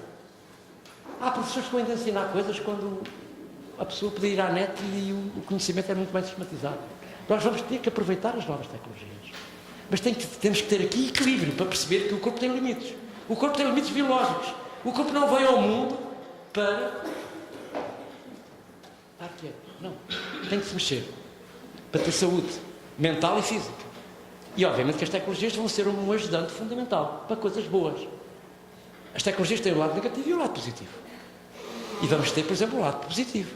Eu, por exemplo, não concebo crianças até aos 6 anos, como dizia, aliás, o Steve Jobs, ainda recentemente morreu. Ele dizia os filhos dele até aos 6 anos, mas a partir dos 6 anos, com certeza, a criança já tem uma capacidade operatória, já tem um cérebro bem desenvolvido, uma boa capacidade de maturação cognitiva, já pode ir à net, pode trabalhar com os computadores. E os professores têm que trabalhar com tudo isso. Portanto, exploração de jogo livre, aquisições cognitivas. Não usar mais rápido, não chega. Este é o Mateus. O Mateus é uma criança muito curiosa. Este que a criança está neste momento no Instituto Supertécnico a tirar o curso de Engenharia Espacial. Quando entrava no meu ginásio, não lhe dava nenhum prazer correr para as bolas ou correr para os palmares. Ele entrava no ginásio comigo e começava-me a perguntar: Carlos, aquela ficha de eletricidade é para quê? A eletricidade chega àquelas lâmpadas como? Aquele compressor que está ali é para encher as bolas, vamos experimentar? Era o que ele se interessava. Quando eu lhe dava brinquedos, para ele construir livremente, fazia naves para Marte. Fazia naves para Marte. O Mateus era um indivíduo completamente descoordenado, do ponto de vista de coordenação motora geral. E exímio na motricidade fina, um excelente tocador de violino. Faz parte hoje de uma orquestra de Lisboa. Esta criança, quando tinha 4 anos, ele já tinha o caminho dele, minimamente traçado. É preciso que estes talentos a gente dê força. Nem todos os meus alunos têm que ser obrigatoriamente excelentes do ponto de vista motor. Nem todos têm que ter talento motor. Alguns têm talento artístico, outros têm talento para a química, para a física, para outras áreas científicas, mas nem todos têm que ser atletas. Não é? É que nós temos que dar tempo às crianças se revelarem. E o Mateus revelou-se. Portanto, isto para dizer que na escola o conhecimento não se impõe, descobre-se. Os objetivos são uma referência. Promover a curiosidade. Construir contextos desafiantes. Não ter uma ideia definitiva do processo. Uma escola ativa, uma escola ideal. Há sempre uma relação de corpo ativo e corpo relacional. Vamos pensar mais rápido. Eu pensei, há cerca de um mês, quando estava a preparar uma comunicação para os Estados Unidos da América, na Carolina do Norte, em que o tema era brincar e aprender, e eles têm uma concepção de que as crianças desde o pré-escolar andam cá fora, como pequenos cientistas, a fazer a aprendizagem dos insetos, do ar, do vento, das árvores, fazem estudos diversos sobre as plantas, sobre a vegetação, etc. São pequenos cientistas. E convidaram-me para eu dizer qual era a minha opinião de como é que se construíam bons cientistas desde pequeninos. E eu encontrei estas palavras: ter muita mobilidade, brincar muito, mais risco, ter muita autonomia, muita participação, muita cultura, ter capacidade adaptativa, capacidade criativa, resolução de problemas, relação social, regulação emocional, autoestima, felicidade e sentido de humor. Se nós desenvolvermos estas competências nas crianças, no espaço natural, dentro da sala de aula ou no espaço natural, nós damos possibilidades e oportunidades destas crianças poderem ter sucesso. Eu vou passar à frente, eu não tenho tempo para explicar este modelo que eu criei quando foi criado as Escolas Superiores de Educação sobre a área das expressões. Havia na altura uma metodologia, uma didática que era necessário construir entre a expressão dramática, a expressão musical, a expressão físico-motora e expressão plástica. E esse foi um projeto que em Portugal falhou, não se construiu essa metodologia, cada um foi para o seu sítio, cada um foi para o seu lugar, cada um foi para a sua célula, cada um ficou no seu egocentrismo e não se criou uma metodologia integrada. É pena, não conseguimos fazer isso. De facto, verificamos que as ciências musicais, as ciências do desporto ou da educação física vivem com culturas muito separadas. Mas mais tarde eu volto cá para explicar. Vamos para a frente. E agora vamos passar muito rapidamente, só para vos dar uma ideia. Eu vou passar. Para vos dar uma ideia de... Eu concebo a aprendizagem hoje de uma forma que não é uma dimensão linear. Eu acho que nós devemos procurar no meio escolar uma concepção de meta-aprendizagem, isto é, um sistema de educação que seja capaz de lidar com múltiplas respostas adaptativas, com uma capacidade de criar construções neurológicas ou neuronais dinâmicas e complexas, com tarefas abertas ou fechadas ou semi-abertas ou livres, mas sempre numa dimensão de que nada está terminado. Isto é uma espécie de relação entre caos e organização. Jogar de uma forma sistemática entre organizados a organizar, organizados a organizar. Isto foi uma menina que fez uma tese de mestrado comigo. Ela era treinadora de fitness com crianças. Chegou à minha beira e disse: professor, as crianças não gostam do fitness que se fazem com os adultos. As crianças precisam de outra coisa. Depois apareceu aqueles filmes da Sonic. E eles imitavam os movimentos. E ela disse: professor, isto também não dá. Eu tenho que criar narrativas simbólicas para os meninos moverem o corpo. Bem, na tese de doutoramento ela esteve o presidente da iDreams, que agora me estou a recordar o nome, e ele disse: até que enfim vejo uma tese com interesse. Levou-a para a Universidade Nova, foi para os Estados Unidos trabalhar como realizador de cinema de filmes para crianças, desenhos animados, estudou mecânica, estudou física, estudou eletrónica, estudou tudo e mais alguma coisa. Hoje está na Agência Europeia da NASA a pensar em brinquedos para as futuras explorações espaciais para crianças. Fantástico. Do fitness para a NASA. E concebemos este modelo. Vamos avançar. Eu vou já terminar. Isto era o que eu dizia. Temos que passar. Learning to move and moving to learn. Modificar as salas de aula. Ter as crianças mais ativas dentro da sala. Elas não conseguem estar 90 minutos quietas. Trabalhar com as crianças e decidir com elas o projeto pedagógico. O projeto educativo tem que ser partilhado, tem que ser trabalhado em conjunto. Ter filosofia para crianças, principalmente a partir do primeiro ciclo. Colocar as crianças a saberem pensar. Ter narrativas simbólicas suficientemente robustas para que as crianças se consigam aprender com significado e com emoção. Aprender muitos conceitos que podem ser aprendidos no exterior. Isto é um projeto sobre a aprendizagem da matemática na natureza, em que as crianças aprendem a investigar e a retirar os conhecimentos de fora da escola para dentro da escola. Muitos conceitos lógico-matemáticos podem ser depois operacionalizados através da existência do próprio corpo, através da representação do corpo em movimento, quer fazendo coisas com o corpo e depois representando graficamente. Este é um projeto que foi feito para a ciência ativa, para a escola ativa, não é a escola ativa, é a ciência ativa, pavilhão dos descobrimentos, em que fomos buscar experiências com o corpo que se desenvolvem conceitos lógico-matemáticos. E podem-se fazer imensas coisas com o corpo, assim como a linguagem, as atividades artísticas. Esta criança um dia pediu: mas eu não posso pintar sem ser com as mãos. Claro que pode. A gente pode explorar outras formas. E explorar o corpo numa dimensão de expressividade artística. Através da música, da dança, do drama. Através da expressão sociodramática.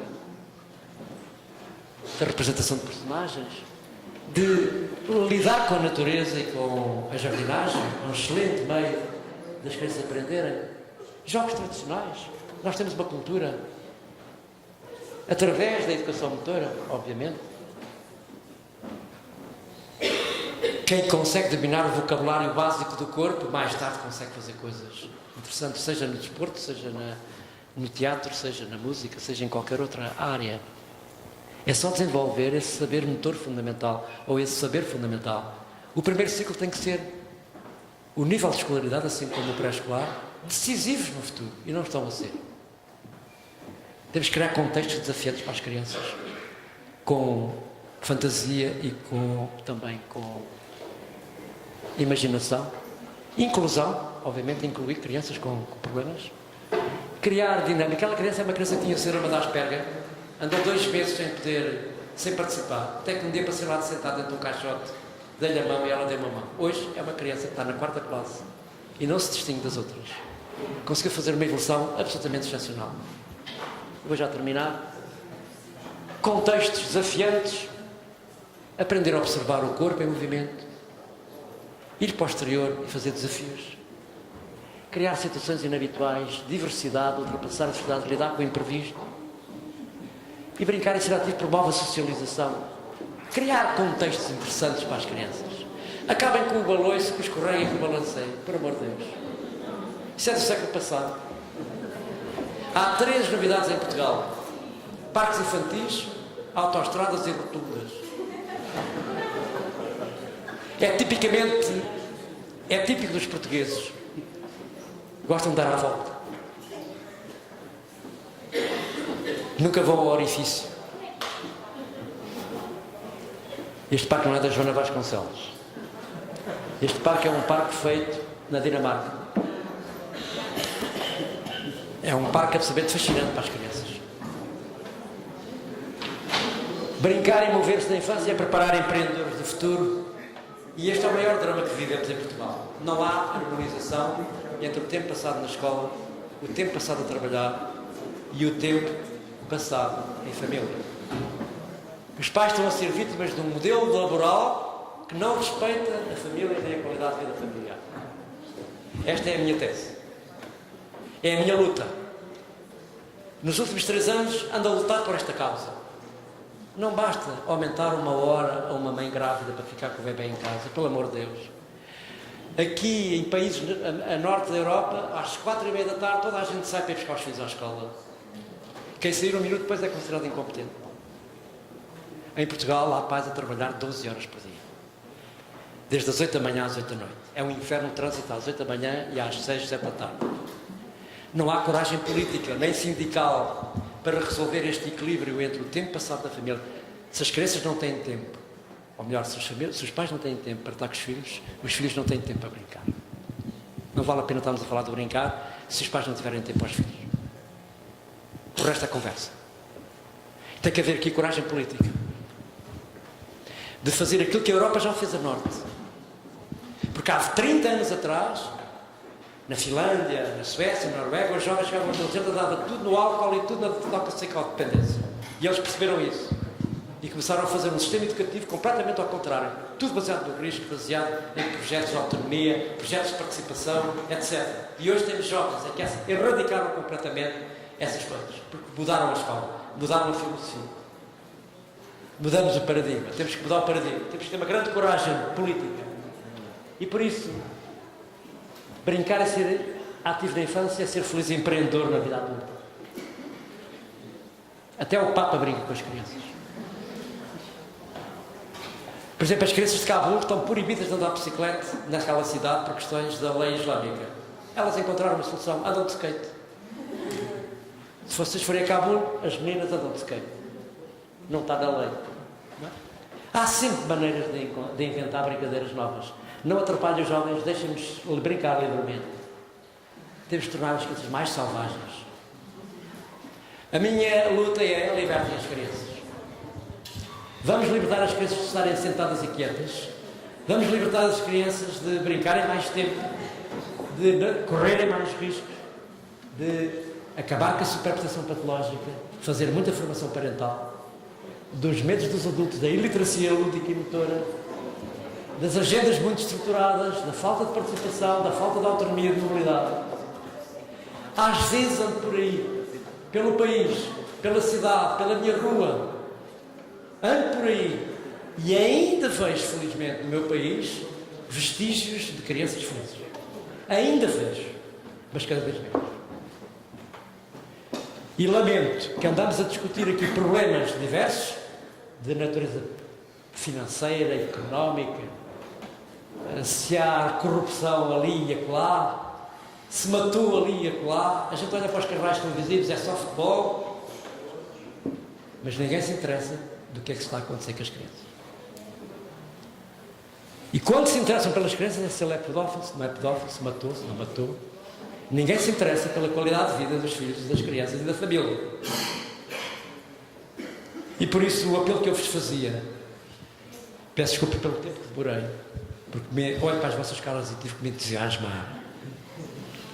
E pedir-vos, pelo amor de Deus, não percam tempo enquanto andam na universidade. Agarrem bem o que vos está a ser dado. Não sejam incultos. Não sejam imaturos. Façam um esforço para dar saltos qualitativos. Às vezes custa. Às vezes custa. Mas é possível aproveitar muito bem este tempo. Porque é o único tempo que a gente tem. Reparem, o ser humano é o único que tem a infância muito longa. Nós andamos em média 30 anos sem fazer nada para sermos alguém. Somos completamente improdutivos. Vocês são completamente improdutivos. Vocês não fazem nada. nada produtivos para a sociedade, pelo contrário. E a gente tem que vos cobrar, porque este tempo não pode ser perdido. Quando começarem a trabalhar, vocês têm que mudar esta sociedade. Não vou ser eu, já não estou cá. Daqui a uns anos já estou cá, já não estarei. Mas tenho a responsabilidade, neste momento, aqui perante vós, de fazermos um compromisso. É que vocês vão ter estas mensagens para trabalhar para o futuro. É da vossa responsabilidade. E não posso deixar de dizer isto, porque tenho que estar bem com a minha consciência de que vim a Setúbal perder ou ganhar, mas vim ganhar 2 ou 3 horas, e vou daqui com a convicção que deixei pelo menos uma pequena bactéria infecciosa no vosso cérebro, que permite pelo menos que não se esqueçam de mim e que não se esqueçam das mensagens que vos dei e das profissões que vão ter, estar lá como fator importante a vida, o que é o conceito de felicidade na infância, o que é o conceito de brincar e a sua importância no desenvolvimento humano, e o que é permitir mais autonomia, mais participação e mais mobilidade. É através da mobilidade que nós nos formamos. Nunca esqueçam a questão da mobilidade e do corpo em movimento. Muito obrigado pela vossa atenção.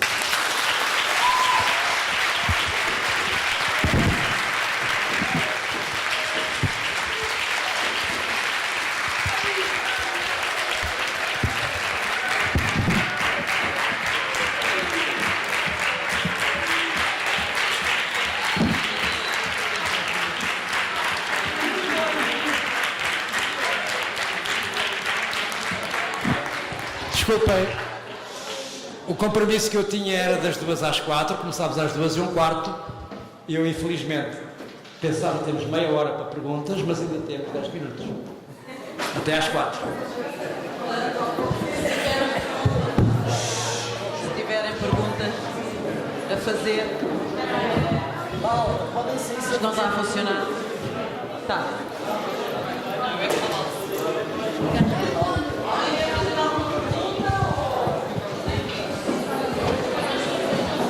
Pedi a vossa atenção. Diga o nome.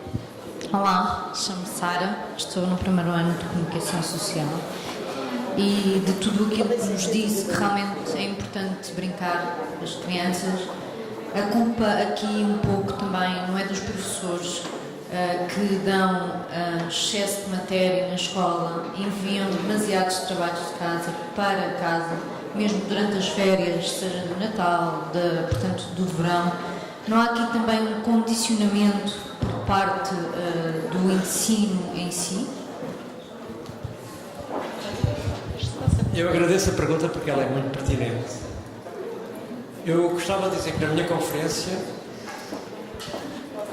não o disse, mas devia ter dito, que eu tenho o maior apreço pelos pais, tenho o maior apreço pelos professores. Nunca tivemos tão bons pais e tão bons professores. Nunca tivemos. Na humanidade, nunca tivemos tão bons pais e professores. O problema é a falta de consciência de algumas coisas que pensam que estão a fazer bem e podem não estar a fazer tão bem. Agora, a pergunta que me faz é muito importante pelo seguinte. Porque, de facto, o que impera hoje no sistema educativo é a burocracia.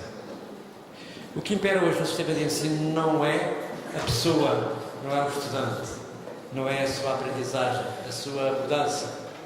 O que interessa hoje é uma avaliação que se centra no produto, não no processo.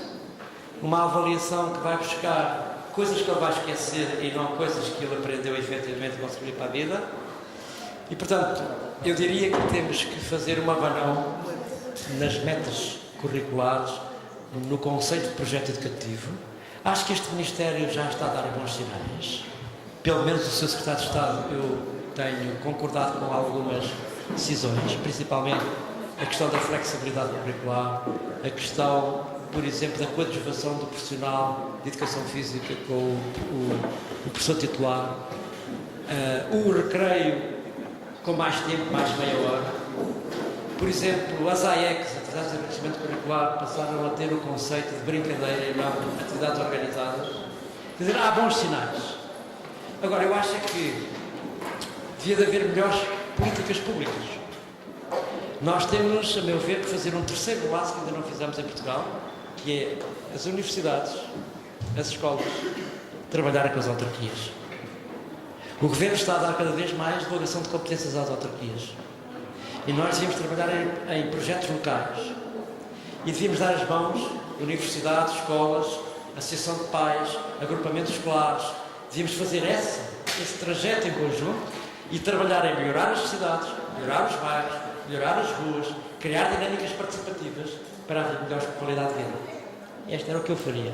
Do que estar agarrado a matrizes curriculares, a formas de avaliação, a dinâmicas que estão completamente top-down e que deviam estar numa visão vertical. Não sei se respondi à pergunta. Mas é a minha visão. E acho que estamos a caminhar para aí. Há já muitas boas experiências em Portugal. Há já muitas escolas que estão a trabalhar bem. Mas é este o sentido que eu acho que devemos ter no futuro. Eu, por exemplo, acredito muito que as autarquias possam ter um papel decisivo, principalmente nas escolas do primeiro ciclo, escola pré-escolar e também do segundo ciclo, começar pelo menos por aí. E há já boas experiências, como é óbvio. Muito boas experiências. Ok, mais alguma questão? Devo dizer que é sempre bom ver a Setúbal. Sempre aqui sempre uma boa energia. Força. Eu peço desculpa, ninguém pergunta. Isto de dizer que deixar as crianças brincar livremente é muito giro. E nós gostávamos, eu pelo menos na minha geração, já. E tenho que vir outro caminho. E na minha geração andava de bicicleta, andava a tocar a campainha dos vizinhos, portanto andávamos a fazer N coisas e chegávamos a casa às tantas da tarde e os meus pais não sabiam de nós. Hoje, com os atentados terroristas, com o número de raptos, com aquilo que a imprensa nos transmite a nós, não acha que é uma forma instintiva da nossa parte de querer proteger as crianças, tendo em conta que as gerações também mudaram? É outra excelente pergunta e agradeço. De facto, quando nós afirmamos Portugal aqui o país mais seguro do mundo, nós estamos a dizer que não é verdade. Aqui há 15 dias estava em casa e fiquei completamente surpreso quando vejo um canal televisivo, que não vou dizer o nome, mas vocês sabem qual é. A notícia era esta: uma criança escorregou nas escadas do seu prédio. Foram chamados os bombeiros. Foi transportada a criança para o hospital mais perto. Verificou-se que a criança não tinha traumatismo craniano, nem tinha qualquer escoriação. Ponto final. E isto foi uma notícia. E os pais foram massacrados durante 8 dias com esta notícia. De manhã até à noite. Lembra-se do caso médico, no Algarve? Veja a quantidade de reportagens, a quantidade de massacres que foram feitos à cabeça dos pais. E, portanto, eu diria o seguinte: de facto, a comunicação social é muito responsável pelos medos que se instalaram na cabeça dos pais. Também é verdade que os pais têm hoje menos filhos, portanto, tendem a canalizar essa proteção para a criança que tem, o filho que tem, a média 1, 2. Mas também temos que ser capazes de fazer uma campanha. Eu ainda não descobri a solução mágica. Isto não se faz por medicação, não se faz por terapia. Eu tenho falado com imensos psiquiatras e a proposta que tenho feito é: como é que se faz uma terapia da cabeça dos pais em Portugal? Porque eles precisam de terapia, porque o medo apoderou-se da sua cabeça. Repare, uma notícia que sai de um evento de uma criança passada em Frei Espada à Cinta há 30 anos, passavam-se 5 ou 6 episódios ou 10 episódios, mas não eram transmitidos. Os nossos pais deixavam-nos à solta.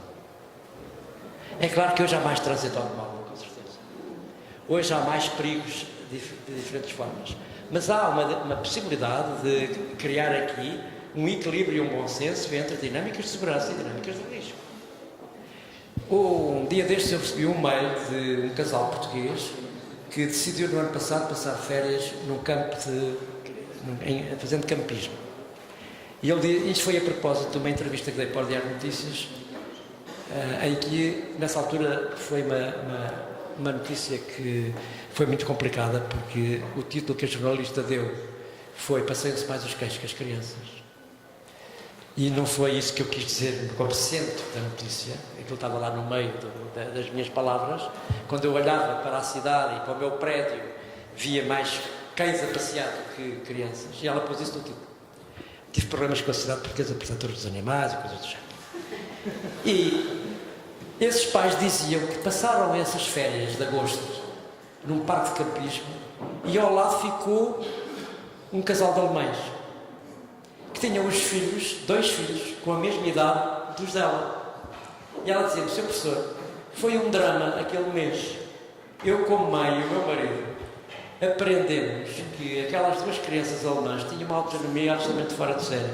Se viam às árvores, andavam de bicicleta, iam a pé para a praia, andavam no parque de campismo perfeitamente à vontade, falavam com toda a gente, comiam ali e acolá, muitas vezes à noite saíam da tenda e iam passear. E eu percebi que os nossos estavam muito atrasados, estavam muito imaturos, não tinham autonomia, não conseguiam subir às árvores. E ela deu um bom retrato do que se passa entre crianças que vivem hoje num país como a Alemanha, como a Suécia. Claro que são culturas diferentes, mas um país como o nosso um país que descobriu o mundo, foi um país de aventureiros. Onde é que está a nossa identidade de aventureiros? Está amordaçada, está escondida, está violentada.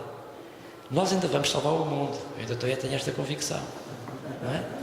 Ainda vamos salvar o mundo, não é?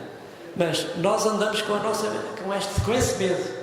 É resultado de muitas coisas, mas principalmente dos órgãos de comunicação social, que têm feito um mau trabalho. Eu digo isto em qualquer lado. Digo isto em qualquer lado. Nós temos agora uma sessão na Assembleia da República, que vai ser agora em setembro. Setembro ou outubro, julgo que é para... Desculpe, não, em fevereiro. Eu estou passado de tempo. Vai ser agora uma sessão da Assembleia da República, que vai ser organizada também pelo Instituto de Apoio à Criança. E eu vou partir a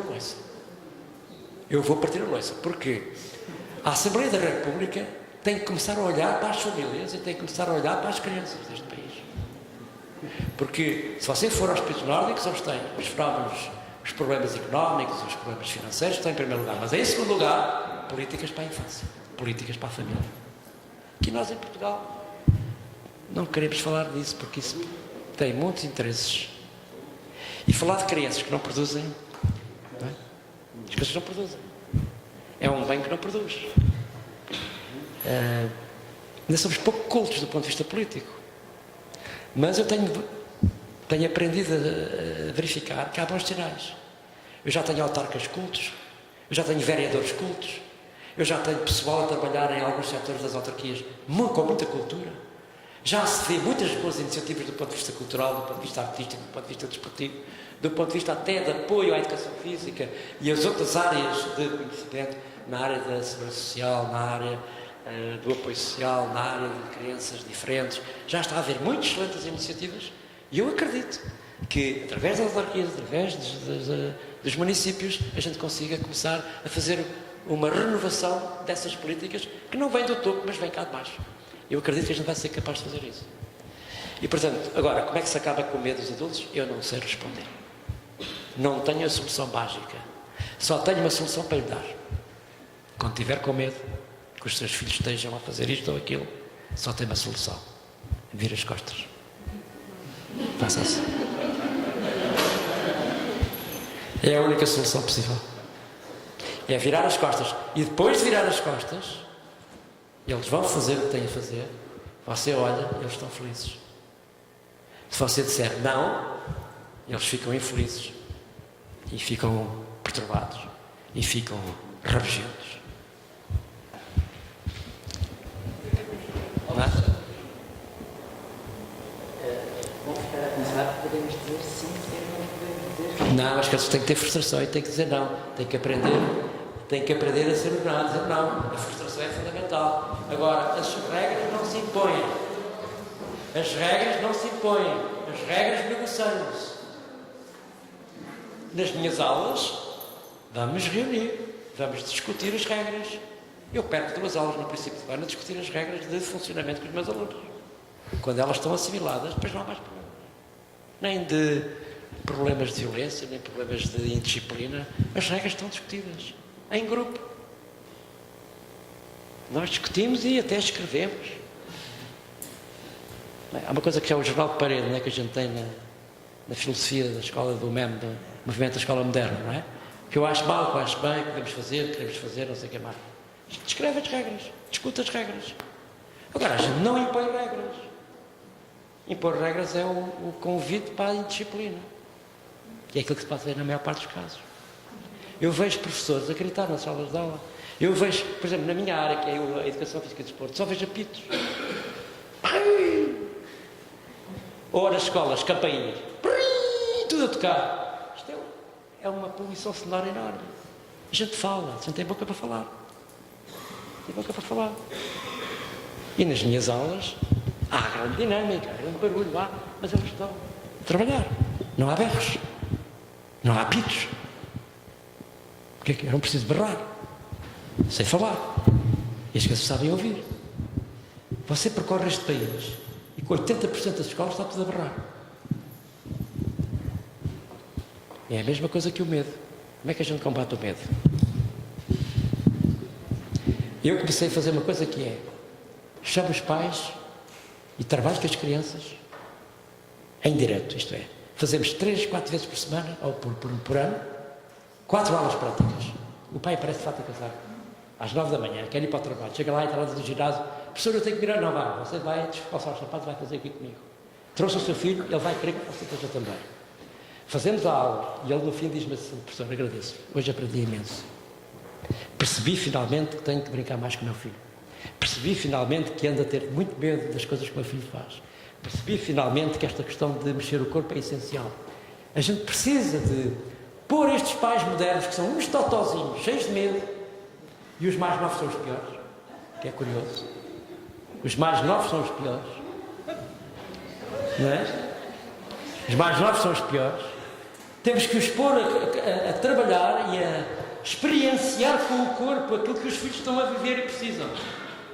Por exemplo, estes numa aula pus 7 colchões daqueles grandes, quer dizer que as crianças estavam a saltar de uma altura, crianças que tinham 7 anos de idade, estavam a saltar quase a 5 metros de altura, para além do tamanho do corpo deles, para um colchão. Estavam lá 3 pais a assistir. Vieram ter comigo e disseram-me assim: professor, não acha que isso é muito arriscado? Não. Veja lá, vá lá ver o seu filho. Mas não tenha medo. Não tenha medo. É assim, a gente tem uma percepção de infantilizar as crianças. A gente infantiliza as crianças. E elas têm uma capacidade de adaptação e uma capacidade de superação fora da média. Só que a gente não potencializa isso. Claro que há crianças que a gente tem que ter cuidado. Há crianças com certeza que merecem mais atenção. Algumas têm problemas, alguns têm desajustamentos, alguns têm atrasos, algumas precisam de maior acompanhamento. Eu agora tenho, por exemplo, amanhã, tenho uma aula de uma 3ª classe em que tenho uma criança que tem, está com um problema sério de autismo. E aquela criança vai-me dar problemas enormes. Eu estou a tentar resolver como é que faço. Porque eu tenho que andar com ela. Porque ela está sempre ausente. Está no outro mundo. Vezes repetitivo, está sempre ausente. E eu utilizo várias estratégias. Deixo-a brincar. Mas há uma parte da aula que eu chego lá, agarro-lhe a mão. Agarro-lhe a mão e ando com ela a passear e a dar orientações ao restante grupo. E já comecei a dar-lhe uma corda. E ela já se relaciona comigo. Em 3 aulas já se relaciona comigo com uma corda. A corda representa simbolicamente o cordão umbilical. Não é? E ela puxa e eu puxo. Já começámos aí. É o princípio. Já estou no cordão umbilical. Exatamente. É mais difícil. Portanto, há casos específicos. Agora, o corpo é uma coisa maravilhosa. E o corpo das crianças, a quem em crescimento, é uma coisa maravilhosa. Temos que dar oportunidades. Acabar com a cultura proibitiva e a começar com a cultura promoção da autonomia e promoção de mobilidade. Isto era o que eu faria. Uma mãe, ou uma educadora, ou uma professora, promover a autonomia, promover a mobilidade e acabar com a proibição e com o terrorismo do não. Veja quantas vezes diz não por dia aos seus filhos. Já fez a contabilidade? Ok. Agora, precisa de regras. Claro. É claro que isto é muito importante. As crianças precisam passar pela frustração do que é não. Sabem porquê? É porque hoje o conceito de superproteção, que anda por aí, patológico, é que os pais dão tudo pronto. Tudo na hora. É preciso o brinquedo, dá-se o brinquedo. É preciso o sapatinho, dá-se o sapatinho. É preciso a comida, dá-se a comida. A criança não luta por nada. A criança não faz nenhum esforço para se adaptar a nada. Tem tudo pronto. E não dar-lhe a frustração de que tem que lutar por qualquer coisa. Eu, quando era criança, muitas vezes Sabe qual era a minha atividade preferida para além de andar à pedrada na escola? Era ir ao lixo. Porque quando íamos ao lixo da cidade, eu encontrava tio Patinhas, encontrava legos, E eu meti muita, desculpe a expressão, meti muita merda para o meu organismo. Muita merda eu meti na boca. Mas isso foi importante para a minha capacidade imunológica. Hoje já há médicos aí a escrever livros como as crianças têm que comer terra. Abre-se uma janela, não se pode abrir uma janela. Há um pediatra chamado Pediatria Social. No ano passado, num congresso internacional do Porto, fez uma comunicação absolutamente fantástica. Ele dizia: as mães deviam era abrir a janela para os bebês respirarem a merda. Não, fechem-se as janelas na ideia de que a criança deve respirar. Não, a gente tem que respirar o ar impuro para sermos saudáveis. Havia um professor meu, a Teresa chegou a conhecer, chamado Nelson Mendes, que escreveu um livro que ficou famoso aí, que se chama Escola, quem és tu? Lembram-se desse livro? O professor Nelson Mendes tinha uma expressão que era muito interessante. A gente conta o jardineiro de infância. Não é educador. O educador sabe que era jardineiro de infância. E o jardineiro de infância vinha de jardinar as plantas, pôr água pura para que a planta pudesse crescer de forma saudável. E o Nelson Mendes dizia muitas vezes nas nossas aulas: não se esqueçam de que não é só necessário pôr água pura, tem que se pôr um bocadinho de merda, um bocadinho de estrumo. Às vezes a gente esquece do estrumo, também é importante para o desenvolvimento humano. É o lado profano e o lado sagrado. Ok, boa tarde a todos, muito obrigado.